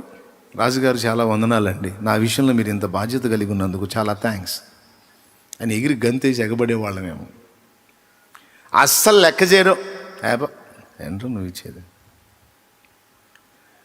ప్రియులారా, బాగా గమనించాలి. నీకు ఆల్రెడీ 100 కోట్ల రూపాయలు ఉందనుకో, 100 కోట్ల రూపాయల ఐశ్వర్యం నీకు ఉందనుకో. 100 కోట్లు అంటే ఇప్పట్లో పెద్దగా లెక్కలోది కాదులే. 1000 కోట్లు ఉందనుకో, 1000 కోట్లు కూడా పెద్ద లెక్కలోది కాదు కొంతమందికి. 1,00,000 కోట్లు ఉందనుకో, సూపరు. 1,00,000 కోట్లు ఉందనుకో, 1,00,000 కోట్ల రూపాయల ఆస్తిపరుడు అయిన నీ దగ్గరికి నేను 1,000 రూపాయలు బహుమానం తెస్తే నువ్వేమంటావు? పోనీ 1,00,000 తెస్తే, 1,00,000 కోట్లు నేను నీ దగ్గర, 1,00,000 రూపాయలు నేను తెచ్చి నీకు ఇచ్చాను అనుకో, అసలు నువ్వు దాన్ని లక్ష్య పెడతావా? పట్టించుకుంటావా? అది నీకు విలువైందా? కాబట్టి అంత ఐశ్వర్యవంతుడై ఉంటే వీళ్ళు ఇచ్చినట్టు బిల్డప్ ఇవ్వాలి. నీ దానాలు నీ దగ్గర పెట్టుకో, నీ బహుమానాలు ఇంకొకటికి. నాకేం కర్మ, నేను శ్రీమంతుడిని, సంపన్నుడిని, నువ్వు నాకు ఇచ్చేది ఏంది అంటే బాగుంటుంది. అరే, నువ్వు వచ్చిందే బబులోనికి బానిసకు వచ్చావు. ఇక ఎలీషా విషయం తీసుకుంటే ఆ చేసే పని కూడా పక్కన పడేసి ఆ గొంగళ దుప్పటి, ఆ చేతి కర్ర, నడికట్టు కట్టుకొని పిచ్చోళ్ళ తిరుగుతున్నాడు ఏలియా. ఆయన వెంటబడి నువ్వు తిరుగుతున్నావు. ఆయన దగ్గర ఏముంది నీకు ఇవ్వటానికి? కాదా, ఆయన దగ్గర ఏముంది నీకు ఇవ్వటానికి? గొంగళ దుప్పటి తప్ప.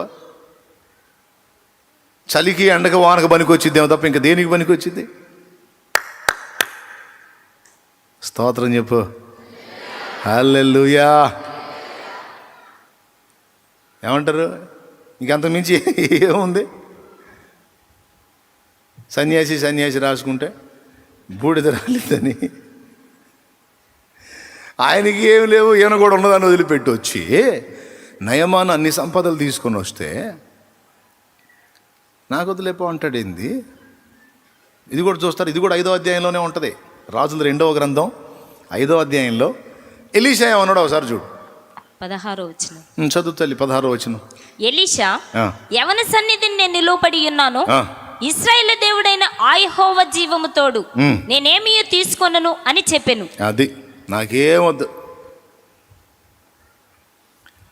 ఒక్కసారి దీని గురించి మనం ఆలోచన చేయాలి. వీళ్ళిద్దరేనా అంటే అబ్రహాం కూడా అంతే. సొదొమ రాజు దాసీలని, మనుషుల్ని మాకు ఇచ్చేసి సంపద అంతా నువ్వే తీసుకొని పో అంటే, ఒక నూలు పోగైనను చెప్పు వారైనను నేను ముట్టను, పోవాయి నువ్వు నాకు ఇచ్చేది ఏందన్నాడు. ఆల్రెడీ కాస్త కూస్తో ఉంది అబ్రహాం. దాంతోడు అతనిచ్చేది కూడా నీదైతే ఇంకా డబుల్ అయిపోయింది కదా, మామూలుగా ఉంటుంది కదా. వాడు నాకు ఇచ్చేది ఏందాడు బొంద, అవసరం లేదు. హలో, స్తోత్రం చెప్పండి, సంతోషంగా చెప్పండి. అసలు ఎందుకు వీళ్ళు ఇంత అసలు లెక్క లేకుండా వ్యవహరించారు? ఇంకా చాలామందిని చూపిస్తా. సీమోను, గారడీ సీమోను పేతురు యోహానుల దగ్గరికి డబ్బు సంచి తీసుకొని వచ్చాడు. మీలాగా నేను కూడా చేతులు పెడితే అభిషేకం వచ్చేటట్టు నాకు కూడా ఆ వరం ఇవ్వండి అని. వెంటనే బాయ్ యాకోబు సంచి అంటే తీసుకో, దయచేపెట్టి అనలా, నీ వెండి నీతో కూడా నశించుగాక అన్నాడు. గుండెలు అదిరిపోయే వార్నింగ్ ఇచ్చాడు వాడికి. మీరు ఇప్పుడు స్తోత్రం చెప్పాలి. అసలు ఏందండి, లేని వాళ్ళకి పైసలు ఇస్తే కమ్మగా తీసుకొని ఆనందపడక అసలు లెక్క చేరేంది? ఏలియా అంతే, పేతురు అంతే, పౌలు అంతే. వీళ్ళందరూ ఏంది అసలు? అబ్రహాం అంతే, ఎలీషా అంతే, దానియేలు అంతే. అవునా కాదా? వాళ్ళ దగ్గరికి ఐశ్వర్యం వచ్చినప్పుడు వారు ఎలా స్పందించారు? వారు తామే శ్రీమంతులమైనట్టు స్పందించారు, లెక్క చేయలే. మీరు చెప్పండి, నిజంగా వాళ్ళు శ్రీమంతులేనా? ఏలియా దగ్గర ఏముంది? పాపం పోతా శిష్యుడికి ఏమి ఇచ్చిపోయాడు? అప్పటిదాకా ఆయన భుజం మీద వేసుకొని మోసిన గొంగళ దుప్పటి ఏదైతే ఉందో అది కింద వేసిపోయాడు. నా తర్వాత ఆస్తి ఇదే నాయన నీకని. దాన్ని తీసుకెళ్ళి అమ్మితే ఎంత వస్తాయండి?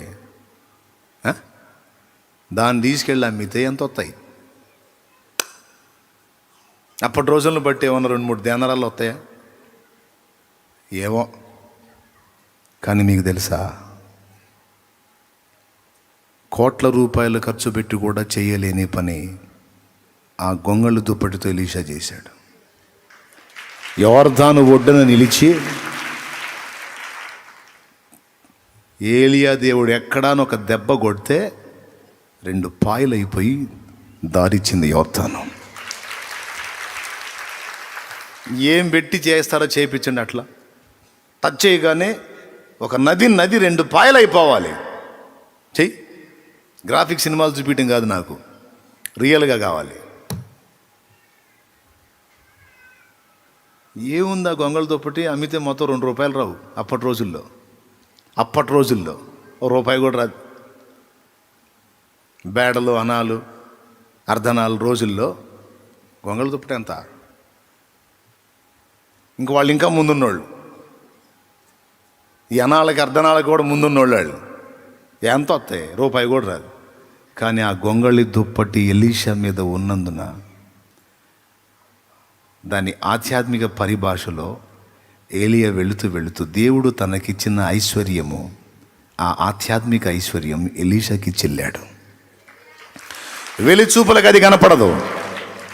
భౌతికంగా వాళ్ళు సామాన్యులాగా ఉంటారు, కానీ వాళ్ళ కెపాసిటీ ఏంటంటే, నీ కొరకు నేనేం చేయాలో చెప్పంటారు. ఆమె షునేమీరాలు, సంపన్నురాలు. ఆమె సంపన్నురాలు. ఆ కాంపౌండ్ వాలే ఒక గది పెద్ద గది బట్టి అంత కాంపౌండ్ వాళ్ళు కలిగి ఉందంటే, ఇంటి చుట్టూ ప్రహరీయే ఎంత సంపద కలిగిందో ఊహించండి ఒకసారి. అలాంటి మనిషిని అడుగుతాడు, నేను నీకేం చేయాలో చెప్పంటాడు. అలాంటి మనిషి కనపడితే, అమ్మా దేవుడు నిన్ను బాగా ఆశీర్వదించినట్టున్నాడు, దేవునికి స్తోత్రం, మరి పరిచర్య జరుగుతుంది, మరి ఏదైనా చూడకూడదు, ఇట్లాంటి డైలాగులు వేయలే. పోయి కూర్చొని నేను నీకోసం ఏం చేయమంటావు చెప్పన్నాడు. ఆన్సర్ మీకు ఇప్పటికే అర్థమైపోయి ఉంటుంది. ఏమిటి వీళ్ళ బిర్రు? దేన్ని చూసుకొని నీ దానాలు ఎవరికైనా ఇయ్యి అన్నాడు. దేన్ని చూసుకొని నయమాను తెచ్చిన బహుమానాలు తిరస్కరించాడు. దేన్ని చూసుకొని ఒక నూలు పోగైనను చెప్పుల వారైనను ముట్టనన్నాడు. ఏం చూసుకొని? ఏంటంటే దేవుడిచ్చిన ఐశ్వర్యం ఏదో వారి దగ్గర ఉంది. దేవుడిచ్చిన ఐశ్వర్యం ఏదో వాళ్ళ దగ్గర ఉంది. ఏమిటి ఐశ్వర్యం అంటే? దేవుడే. ఆయనే వాళ్ళ ఐశ్వర్యం, ఆయనే వాళ్ళ సంపద. హల్లెలూయా, హల్లెలూయా. ఎలీషా దగ్గర ఉన్న ఐశ్వర్యం దేవుడే. అందుకే సంపద కలిగిన వ్యక్తులను సైతం నేను నీకేం చేయాలో చెప్పు అన్నాడు. దానియేలు దగ్గర ఉన్న ఐశ్వర్యం దేవుడే. అందుకే నీ దానాలు నాకెందుకు పో అన్నాడు. అబ్రహాం దగ్గర ఉన్న ఐశ్వర్యం దేవుడే. అందుకే సొదొమ రాజుతో అన్నాడు, నువ్వు నాకు ఇచ్చేది ఏంది? నీ బొంద నూలు పోగు కూడా ముట్టను బా అన్నాడు. నిజమే. మరి వాళ్ళందరూ వచ్చి 4 రాజులు వచ్చి వీళ్ళందరినీ, వీళ్ళ 5 రాజుల్ని తన్ని వీళ్ళ సంపద అంతా దోచుకొని పోతుంటే, ఆ లోతున్నాడని అబ్రహాం వెళ్ళి లోతు కోసం వాళ్ళందరి మీద దాడి చేసి మొత్తం తిరిగి తీసుకొచ్చి ఇచ్చింది ఎవరు? అప్పుడు అదంతా ఎవరిది? వాడు చెప్పటం కాకపోతే ఎవరు? ఆ సొదొమ రాజు. స్త్రీలని, పిల్లల్ని, దాసీల్ని మాకిచ్చి సంపద నీవే తీసుకోనమంటే, సంపద, స్త్రీలు, పిల్లలు మొత్తం అసలు నీ దగ్గర నుంచి ఒకటి దోచుకొని పోతుంటే వాళ్ళందరినీ ఇంకొకటి దోచుకొని తీసుకొచ్చాడు. ఇప్పుడు ఎవరిది అది? అబ్రహాందే. అబ్రహాంకి ఈడిచ్చేది ఏంది? అందుకే అబ్రహాం అన్నాడు, నువ్వు నాకు ఇచ్చేదిరా పిచ్చోడా. 318 మందిని పెట్టుకొని 4 రాజుల్ని కొట్టి వాళ్ళ ఐశ్వర్యాన్ని తీసుకొచ్చి ఇక్కడ పడేసింది అబ్రహామును నేను. నాకు ఆ కృపనిచ్చింది సైన్యములకు అధిపతియగు యెహోవా, ఎల్ షడ్డాయ్, అదోనాయ్.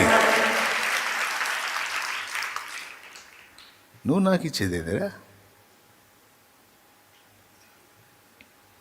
వారి ఐశ్వర్యము దేవుడే, వారి అంతస్తు దేవుడే, వారి సంపదలు కానీ దేవుడే. చాలు, ఆ ఒక్కడు చాలు. ఎలీషా బిర్రది.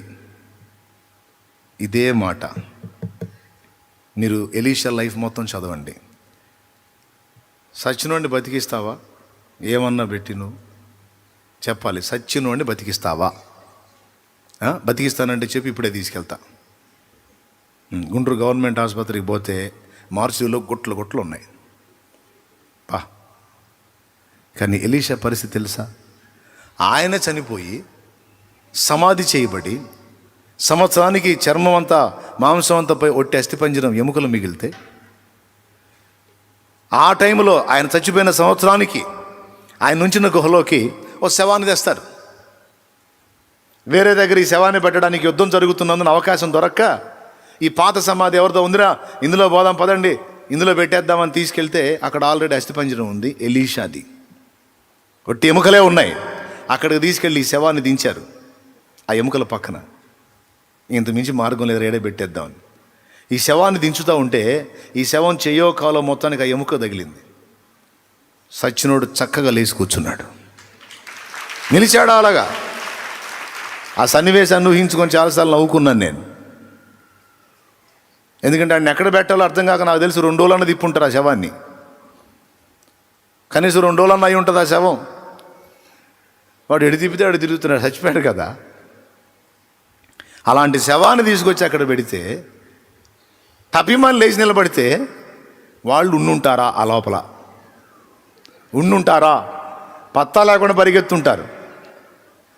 వాళ్ళతో వీడు కూడా పరిగెత్తుంటాడే, ఎక్కడ పరిగెత్తు.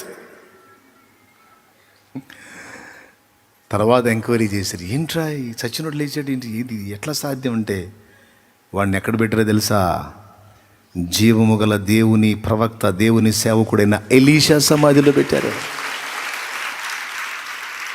ఎముకలలో సైతము అభిషేకము, ఎముకలలో సైతము ఐశ్వర్యము. బ్రతికుండియే కాదు, చచ్చి కూడా మనుషుల్ని బ్రతికించగల ఐశ్వర్యం. డేవిడ్ బ్రైనార్డ్ ఐశ్వర్యం పొందాడు. 29 సంవత్సరాల ప్రాయంలో కన్ను మూశాడు, ప్రభు దగ్గరికి వెళ్ళిపోయాడు. కానీ ఆయన చరిత్ర, ఆయన డైరీ ఎంతోమంది మృత స్థితిలో ఉన్నటువంటి వ్యక్తులను ఆధ్యాత్మికంగా జీవించేటట్టు చేసి వాళ్ళు దేశాలకు వెళ్ళి దేశాలను ప్రభావితం చేయగలిగిన గొప్ప పాత్రలుగా చేసి పడేసింది. డేవిడ్ బ్రైనార్డ్ ఐశ్వర్యం. ఎవరో ఐశ్వర్యం అంటే దేవుడే. అబ్రహామా, నీ ఐశ్వర్యం ఎవరంటే నా దేవుడే. ఎలీషా, నీ ఐశ్వర్యం ఎవరు? నా దేవుడే. సీమోను, పేతురు, నీ ఐశ్వర్యం ఎవరంటే దేవుడే. ఆయన సన్నిధి మన ఐశ్వర్యం, ఆయన సన్నిధి మన ధననిధి. యెహోవా ఆశీర్వాదము ఐశ్వర్యం ఇచ్చును, నరుల కష్టము చేత ఆ ఆశీర్వాదం ఎక్కువ కాదు. ఇక్కడ పాయింట్ ఏంటంటే, పిచ్చోడా, కష్టపడుతున్న ఐశ్వర్యం కోసం, దానికి మించిన ఐశ్వర్యం నేనే. మంటి ఘట్టములలో ఐశ్వర్యం. 2 కొరింథీ 4:7. అయినను ఆ బలాధిక్యము మామూలు అనేది కాక దేవుని అయినట్లు మట్టి ఘట్టములలో ఈ ఐశ్వర్యము మాకు కలదు. ఇది ఇంకొంచెం పైకి కిందకి చదువమ్మా. 6వ వచనం కూడా చదువు. అంధకారములలో నుండి వెలుగు ప్రకాశించునుగా కని పలికిన దేవుడు, అంధకారములో నుండి వెలుగు ప్రకాశించునుగా కాని పలికిన దేవుడు, తన మహిమను గూర్చిన జ్ఞానము యేసుక్రీస్తునందు వెల్లడిపరచుటకు మా హృదయములలో ప్రకాశించెను గనుక మేము మమ్మను గూర్చి ప్రకటించుకొనుట లేదు గాని క్రీస్తు యేసును గూర్చి ఆయన ప్రభు అనియు మమ్మను గూర్చి మేము ఆయన దాసులమనియు పరిచారకులమనియు ప్రకటించుచున్నాము. అయినను ఆ బలాధిక్యము, ఆ బలాధిక్యము మామూలమైనది కాక దేవుని అందైనట్లు, దేవుని దై ఉండునట్లు మట్టి ఘట్టములలో ఈ ఐశ్వర్యము మాకు కలదు. అద్దుగో దేవునికి ఇస్తూ. మంటి ఘట్టము అంటే మానవ శరీరం. మానవ శరీరములో దేవుని బలము అనే ఐశ్వర్యం మేము కలిగి ఉన్నామన్నాడు. ఒక మాట బాగా వినాలి, సేవ చేసేవాడు కూడా వినాలి ఈ మాటలు. సేవ చేయాలనుకునేవాళ్ళు, సేవ చేసేవాళ్ళు వినాలి. మంటి ఘట్టములలో దేవుని బలమును ఐశ్వర్యం. పౌలును చూస్తే సరైన బట్ట ఉండదండి. పౌలుకి సరైన పర్సనాలిటీ కూడా ఉండదు. సన్నగా బలహీనుడై ఉపవాసాలు ఉంటా బాగా వీక్ అయి ఉంటాడు. పాపం ఆస్తులు ఏం లేవు. ఆ దబ్బనం ఉంటుంది, డేరాలు కుట్టే దబ్బనం, ఆ దబ్బనం దారం, అదే పాపం ఆయన దగ్గర. అవి వేసుకొని తిరుగుతూ ఉంటాడు. బాగానండి, అవి వేసుకొని తిరిగి ఎక్కడన్నా పని ఉంటే డేరాలు కుడుతూ ఉంటాడు. కుట్టి ఆ డేరా అయిపోయిన తర్వాత వాళ్ళు ఏదన్నా ఆహారానికి ఇస్తే తెచ్చుకొని తిని బతుకుతుంటాడు. ఇది పౌలు జీవిత విధానం. పోల్చుకోవడానికి గొప్ప ఆహార్యం లేదు, ఖరీదైన వస్త్రాలు లేవు, స్థిరమైన నివాసం లేదు, చివరి వరకు అద్దె ఇంట ఉన్నాడు, నిలవరమైన నివాసం లేదు. ఒక రకంగా చెప్పాలంటే ఇప్పట్లో పౌలు కానీ ఒకవేళ మన మధ్యలోకి వస్తే అసలు అతను కూటమైనాక మీరు ప్రార్థన చేయించుకోరు ఆయన చేత. అసలు పాస్టర్ అని లెక్క కూడా చేయరు. అసలు ఆయనకి ఖరీదైన కారు ఉండదు, ఖరీదైన బంగ్లా లేదు, ఖరీదైన సూటు బూటు లేదు, సామాన్యుడు. అంటే దైవజనుడికి ఇవన్నీ ఉండటం తప్పని నేను అనట్లా. దేవునికి స్తోత్రం. దేవుని బిడ్డలు ప్రేమతో దైవజనుడికి సహకరిస్తే వాటిని తిరస్కరించకూడదు. వాడి దేవుని పని చేయవచ్చు, తప్పు కాదు. కానీ పౌలు పరిస్థితి మనం కానీ గమనిస్తే వెలిచూపులకి అతడంత ఆరోగ్యవంతుడైనట్టు కనపడడు, రోగిలా కనపడతాడు. సరైన ఆహార్యము కాదు, సరైన వస్త్రము లేదు, నివలవరం నివాసం కూడా లేదు. ఏమన్నా కలిగి ఉన్నాడు అంటే ఆ సూది ఆ దబ్బనోను దారం తప్పే లేవు. ఇది కానీ అతన్ని మీరు ఐశ్వర్యవంతుడు అంటారా? ఒకసారి చెప్పండి, మీకు దండం పెడతాను. అతను మీరు సంపన్నుడు అంటారా? అతను ఇలా తుడుచుకొని వస్త్రాన్ని తీసుకెళ్ళి రోగి మీద వేస్తే వాళ్ళు వేసి కూర్చుంటాడు. వాళ్ళు వేసి కూర్చుంటాడు. ఏం లేదు, ఆయన ఇలాగ అనుకొని ఇలా, ఇదేంటిది, ఏంటిది ఇది,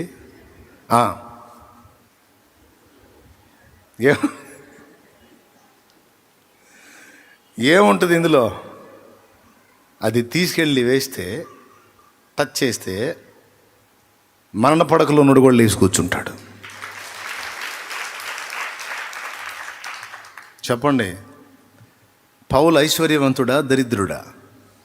లోకం దృష్టికి చాలా దీనస్థితిలో కనపడుతున్న ఐశ్వర్యవంతుడు. ఏమిటి పౌలు ఐశ్వర్యం అంటే? దేవుడే నడికట్టు తీసుకెళ్ళేస్తే పేషెంట్ మీద లేస్తాడు. పేతురు అయితే డైరెక్ట్గానే చెప్పాడు. శృంగారం అను దేవాలయం దగ్గర పుట్టినది మొదలుకొని కుంటివాడైన మనుషుడు పేతురు యోహానులు ప్రార్థనా స్థలంలోకి ఎక్కి వెళ్ళుచుండగా భిక్షమడుగుటకు వారిపైన లక్ష్యం ఉంచాడు. దేవునికి మహిమ కలుగునుగాక. హల్లెలూయా. అప్పుడు పేతురు ఏమన్నాడు? వెండి బంగారంలో నా యొద్ద లేవు అన్నప్పుడు వాడికి ఏం కలిగింది? కూర్చొని అడిగేవాడికి నిరాశ. కానీ వెండి బంగారములు కూడా నీకు చేయలేని పని నేను చేస్తా, నజరేయుడగు యేసు నామములో లే అన్నాడు. పుట్టినది మొదలుకొని కాళ్ళు చచ్చుబడి పనిచేయనటువంటి వాడు దిగ్గున లేచి గంతులు వేస్తూ అరుస్తూ దేవుని మహింపరిచాడు. పేతురే చెప్పాడు, నా దగ్గర ఏదన్నా మీరు పైసలు ఆశిస్తే ఏమీ లేదు, వెండి బంగారాలు నా దగ్గర లేవు. నేను చేపలు పట్టేటప్పుడైతే ఏదన్నా నాణ్యాలు ఉండే నా దగ్గర, చేపలు బట్టి అమ్ముతూ ఉండేవాడిని, పావుల బట్టి ఉండే నా దగ్గర. ఇప్పుడు అవి కూడా ఆ వ్యాపారం కూడా లేదు, చేపల వ్యాపారం కూడా లేదు, ఇటు పక్క నుంచి రూపాయి వచ్చే మార్గం లేదు. ఇక నాకున్న ఐశ్వర్యం నేను కలిగి ఉన్న యేసు నామమున లే అన్నాడు. ఇంకా నేను కలిగి ఉన్న ఐశ్వర్యం అంటూ నాదంటూ సంపద ఏదన్నా ఉందంటే నా యేసయ్యే. ఆయన నామంలో లే అంటే ధనవంతులు కోట్లు ఇచ్చినా కాని కార్యం ఒక దీన సేవకుడైనటువంటి సీమోను పేతురు ద్వారా జరిగింది. ఇది ఐశ్వర్యం. భూ సంబంధమైన ఐశ్వర్యవంతులు మొన్న కరోనా దెబ్బలో చాలామంది జారిపోయారు. అసలు వాళ్ళు మామూలుగా లోకానుసారంగా కరోనా లేకుండా చనిపోతే అమ్మో వాళ్ళని రథంలో పెట్టి భూస్థాపన చేసేవాళ్ళు. గొప్ప గొప్ప బండ్లు కట్టి సిద్ధపరిచి తీసుకెళ్ళి భూస్థాపన చేసేవాడు. కనీసం సొంత వాళ్ళు కూడా వెళ్ళి చూడటానికి వీలు లేకుండా ఒక బ్యాగ్లో ప్యాక్ చేసి తీసుకెళ్ళి కొన్ని శవాలను కలిపి ఒకటే పెద్ద గుంట తీసి సామూహిక ఖననం. దారుణం. భూ సంబంధమైన ఐశ్వర్యం, సంపదలు కొంతవరకే. ఆధ్యాత్మిక సంపద అయిన క్రీస్తు. అట్లయితే కొంతమంది సేవకులు కూడా కన్నుమూశారు కంటే తెగులుకు నిర్ణయించబడ్డ వారిని ఆ రూపేణ దేవుడు తీసుకున్నాడు. వారు ఉన్నంత వరకు ఎంతోమందికి ఆధ్యాత్మిక ఐశ్వర్యాన్ని పంచారు దైవజనులు. వాక్యం నిరర్థకం కానేరదు కదా. కీర్తనల గ్రంథంలో ముందే చెప్పాడు, అందరూ ఎలాగో మీరు అలాగే కన్ను మూస్తారని.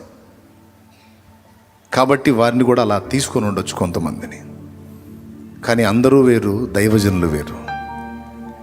అందరూ వేరు, క్రీస్తు యేసునందు ఉన్న ఒక విశ్వాసి వేరు. అందరూ వేరు, క్రీస్తు యేసు సేవ చేస్తున్న ఒక పరిచారకుడు వేరు.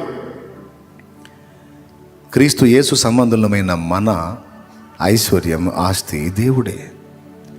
అసలు ఈ మ్యాటర్ ఎందుకు ఎత్తుకున్నాను అంటే, అందరూ గుర్తించాల్సిన విషయం ఏంటంటే, ఈరోజు మనం దేవుని నిమిత్తం, దేవుని చిత్తం చేయడానికి, దేవుణ్ణే ఆస్తిగా, ఇక మన ఆస్తి ఏది లేదు, దేవుడే మన ఆస్తి అనుకొని, ఇప్పుడు ఇక్కడ మనం పరిచర్యకు వెచ్చించేది, దేవుని కొరకు మనం కష్టపడేది ఏదో లోకంలో కష్టపడితే 4 పైసలు వచ్చును.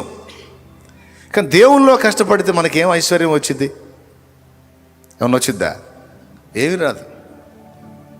కాబట్టి ఇదేదో కొద్దిగా అక్కడ కూడా చూద్దాం. చివరికి కొంతమంది మనసు ఎలా మారిందంటే, దేవుని సన్నిధిలో నేను చేసినా కూడా నాకేంటి, ఆర్థికంగా నాకేదన్నా ఉపయోగం ఉందా? నాకేం ఉపయోగం లేనప్పుడు, నాకేం బెనిఫిట్ లేనప్పుడు నేను ఎందుకు చేయాలి అనే లోకానుసారుల ధోరణిలోనికి వెళ్ళిపోయే ప్రమాదం ఉన్నందున దేవుడు మాట్లాడుతున్నాడు. నా ప్రియమైన బిడ్డలారా, లోకంలో కష్టపడితే పైసలు వస్తాయి, లోకంలో కష్టపడితే మంచిగా మనీ వస్తుంది, లోకంలో కష్టపడితే అన్నీ వస్తాయి. క్రీస్తులో కష్టపడితే ఏం ఒరిగింది అని నీవు అనుకొనవద్దు. దేవుని నిమిత్తం కష్టపడేవాడు దేవుణ్ణే ఐశ్వర్యంగా పొందుకుంటున్నాడు. దేవుణ్ణే ఐశ్వర్యంగా పొందినవాడు, దేవుణ్ణే సంపదగా పొందినవాడు ఏది కొదువగలిగి ఉండడు. ఒకవేళ ఒక ఖరీదైన బంగళాలో నివసించకపోవచ్చు, ఒక చిన్న రేకుల షెడ్లోనే ఉండొచ్చు గాక. కానీ ఖరీదైన బంగళాలో లేని ఆనందం ఈ చిన్న రేకుల షెడ్డులో ఒక దేవుని సంబంధి పొందగలడు. కోట్ల రూపాయల డబ్బు కలిగి ఉన్న వాని సంతానము ఏమవుతారో మీకు తెలుసు. కానీ ఒక సామాన్యమైన స్థితిలో బ్రతుకుతున్న వాని వలె ఒక దేవుని సంబంధం ఉండొచ్చు. కానీ దేవుడే అతని ఆస్తి అయి ఉంటే అతని సంతానము దీవించబడిద్ది. ఎవరు దీవించబడతారు? ఇవన్నీ అబ్రహాములో మనకు కనపడతాయి. అబ్రహాముని అన్ని విషయములలో దేవుడు దీవించాడు. అబ్రహాముకి ఏది తక్కువ చేయలే, ఎప్పటికి ఏది కావాలో అది పెట్టాడు దేవుడు. అంతేకాదు సంతానాన్ని ఇచ్చాడు. ఆ ఇచ్చిన సంతానాన్ని కూడా ఆశీర్వాదకరమైన స్థితిలో ఉంచాడు. ఎన్నో వంశాలు నిర్వంశాలు అయిపోయాయి. ఈరోజు కూడా అబ్రహాము వంశం నిర్వంశం కాలేదు, ఇంకా సజీవంగానే ఉంది. చరిత్ర పుటల్లో నిలిచిపోయే ఒక అద్భుతమైన విషయం, ఆయన అబ్రహాము వంశంలో జన్మించడానికి ఇష్టపడ్డాడు ప్రభు. ఇంకేం కావాలి?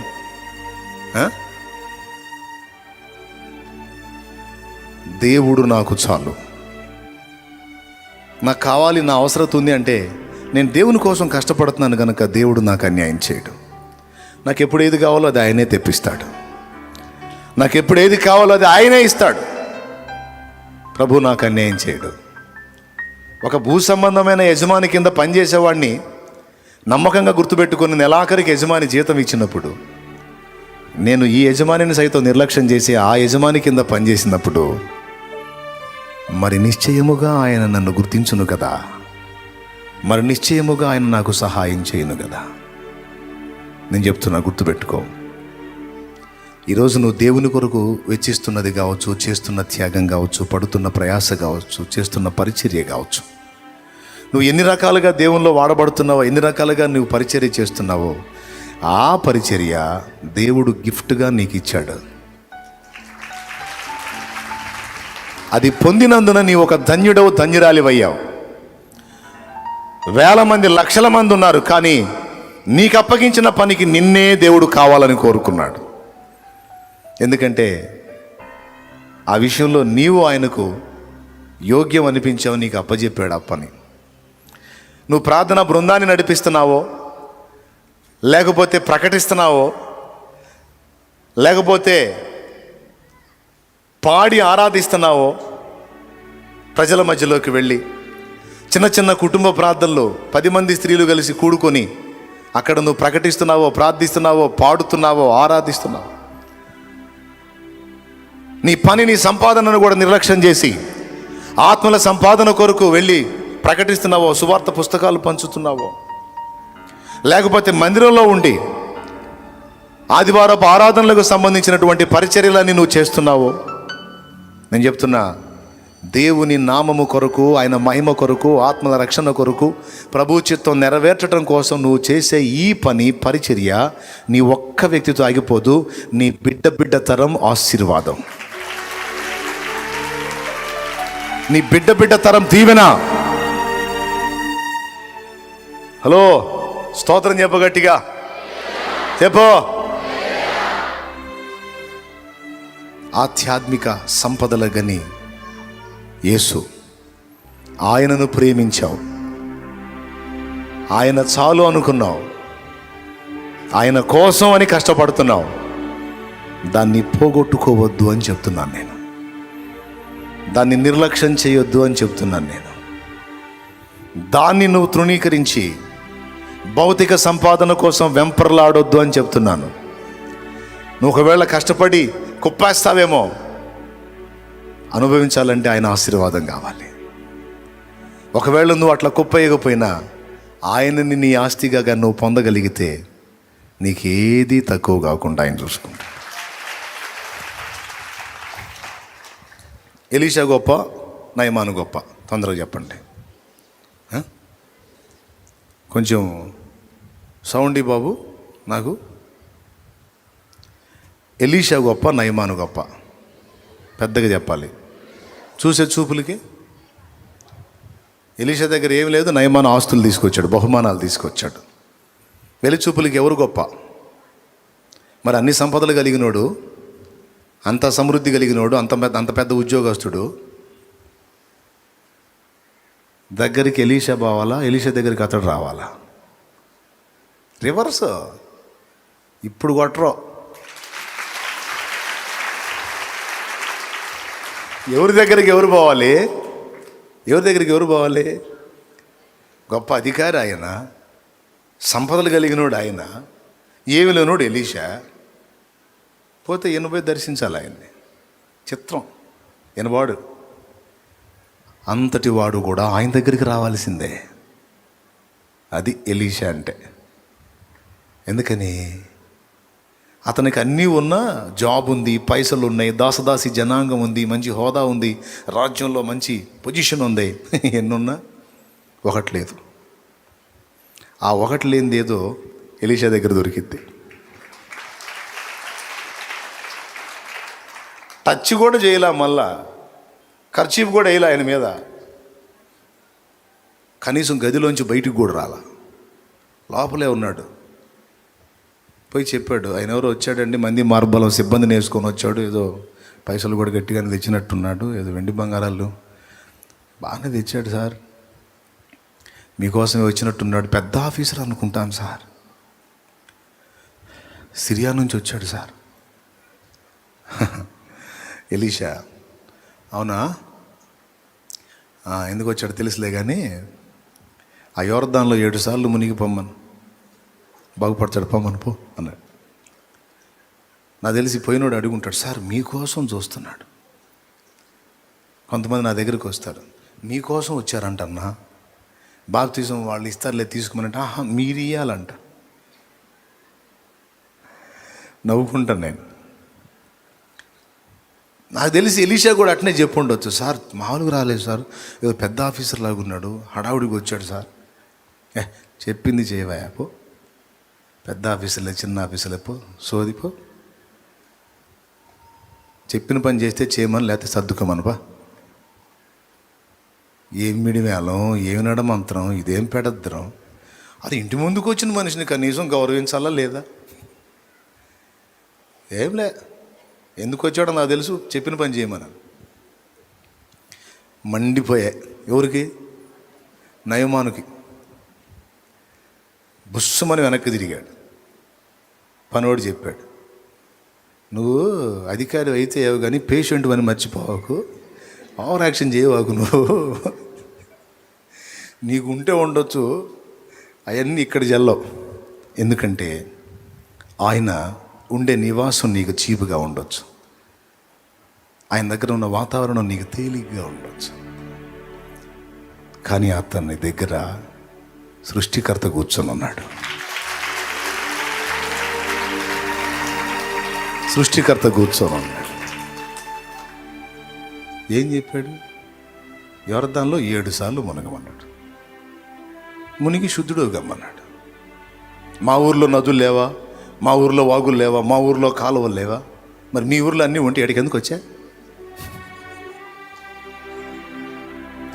మీ ఊర్లో కూడా రోగాలు తగ్గించేవాళ్ళు ఉన్నారు, పోకూడదు. ఎవడి వల్ల కాకనే ఇక్కడికి వచ్చా? దైవజనుడు ఏది చెబితే అది నోరు మూసుకొని చేయాల. నువ్వు మళ్ళీ ఇంకా నీ సొంత పెత్తనాలు ఏంది? అంతేనంటావా? మరి అంతకాకేముంది, సరే పోతాలే, తిప్పరా రథం. ఎక్కడికి సార్? యొర్దానికి బా. పోయి యొర్దాన్లో ఎరా దిగుతున్నా, దిగు సార్. 1 2 3 4 5 6 ఎరా. ఇంకొకటి ఉంది, 7 మునిగి లేచాడు. అన్ని సంవత్సరాలు అతన్ని పీడించిన కుష్ఠరోగం ఆ క్షణంలో ఇక లేదు. అది మంటి ఘటములో ఐశ్వర్యాన్ని కలిగి ఉన్న దైవజనుడు ఎలీషా.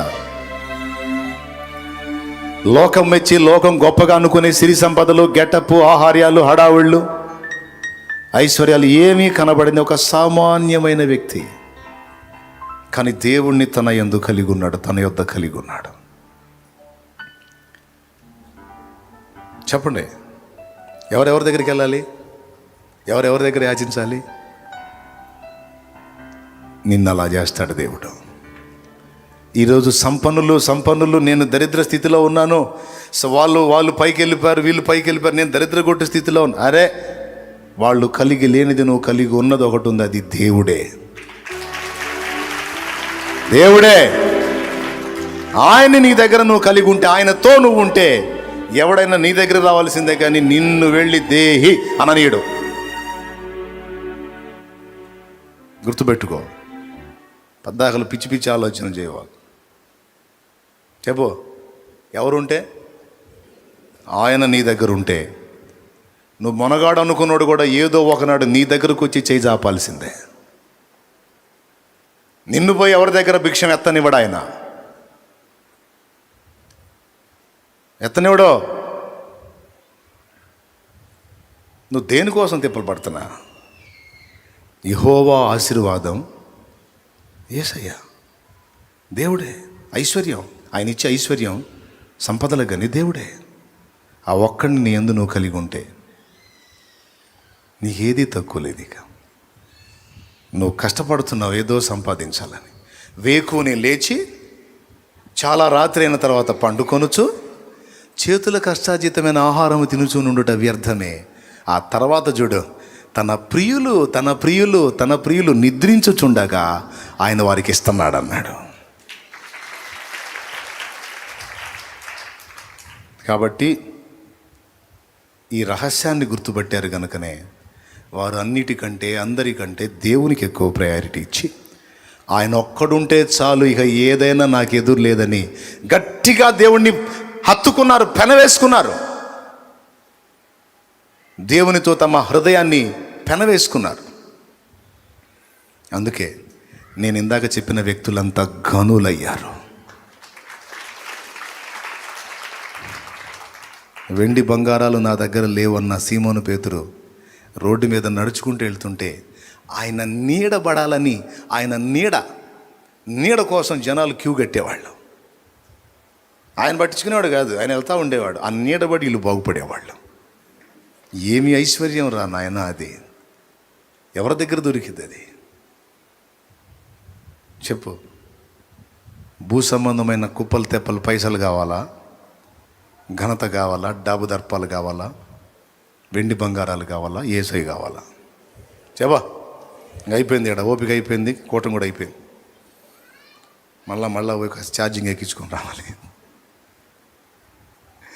చెప్పండి, ఐశ్వర్యం కావాలా, ఏసై కావాలా? అప్పుడు మరి మీకు ఐశ్వర్యం వద్దని ప్రార్థన చేస్తా. ఇంకా పైసలు ఇవ్వద్దులే ప్రభా, నువ్వు చాలంట అని ప్రార్థన చేస్తా. లేండి, ఓకే ప్రభా నువ్వే కావాలంట, ఇంకా ఈ డబ్బులు వద్దంట, ఇంకే పైసలు వద్దులే ప్రభా మా బిడ్డలకి, నువ్వు చాలు ప్రభా.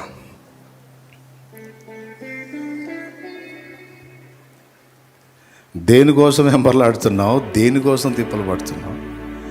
అరే దేవుని పనిని కూడా పక్కన పెట్టి పరిగెత్తుతావా? దేవుని చిత్తం నెరవేర్చడాన్ని కూడా నిర్లక్ష్యం చేసి తుచ్చమైన అభిలాష కోసం పరిగెత్తుతావా? సరిచేయబడాలి. దేవుడు నీకు ఇచ్చిన ఆధిక్యత కోల్పోవాకు. నువ్వు ఒకవేళ దేవుని పని నిర్లక్ష్యం చేస్తే దేవుని పని ఆగిపోయింది అనుకుంటున్నావేమో. మీ తాతయ్యలు 14 మంది. ఆగదు పనే, కానీ నువ్వు పోగొట్టుకుంటావు ధన్యత. దేవుడే నీ ఆస్తిగా నువ్వు ఉండాలి. నీ కన్న బిడ్డలకు సైతం దేవుడినే ఆస్తిగా ఇవ్వు. నా పిల్లలకి ఎప్పుడో చెప్పాను, నా బిడ్డలకి ఇద్దరికి మగ పిల్లల్ని ఇచ్చాడు దేవుడు. వెండి బంగారాలు నేను మీకు ఇవ్వను. వాళ్ళు తింటున్నప్పుడు కూడా చెప్తాను, వాళ్ళు ఖరీదైన వస్త్రాలు లేకపోతే ఖరీదైన జీవిత విధానం, విలాసవంతమైన బ్రతుకును ఆశించకుండా ముందే చెప్పుకుంటా వచ్చా. మా చేతికి ఏదన్నా పైసలు వచ్చింది అంటే అది దీనులైన బిడ్డలది, వారి కష్టార్జితం. అది వారి కొరకు, వారి అక్కర కొరకు, వారి క్షేమం కొరకు, వారి ఆత్మీయత కొరకు, ఆత్మల రక్షణ కొరకే వాడబడాలి. ఇది గుర్తుపెట్టుకోండి నా బిడ్డలారా. ఒక తండ్రిగా నేను మీకు ఇచ్చే ఐశ్వర్యం లోకంలోని తండ్రుల వంటిది కాదు. నేను మీకు ఇచ్చే ఐశ్వర్యం ఒక వ్యక్తి, ఆయన నా ప్రభు, నా యేసయ్య. ఆయన్నేరా నేను మీకు ఇచ్చే ఆస్తి, ఆయనే నేను మీకు ఇచ్చే ఐశ్వర్యం, ఆయనే నేను మీకు ఇచ్చే అంతస్తు, ఆయనే నేను మీకు ఇచ్చే హోదా. నేను కలిగి ఉన్నది ఆయన్నే.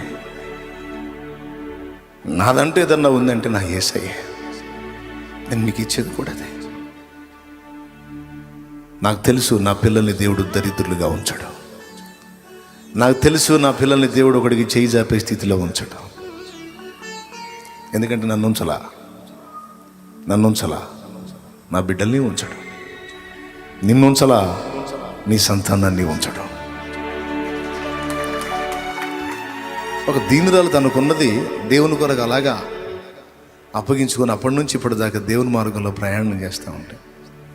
అన్నీ ఉన్న వాళ్ళు నెరవేర్చుకోలేని విధంగా తన జీవితంలో తన కార్యాలన్నీ దేవుడు సాధించి పెట్టి ఈరోజు తనకి ఎంతో విడుదల ఇచ్చాడు, ఫ్రీడమ్ ఇచ్చాడు.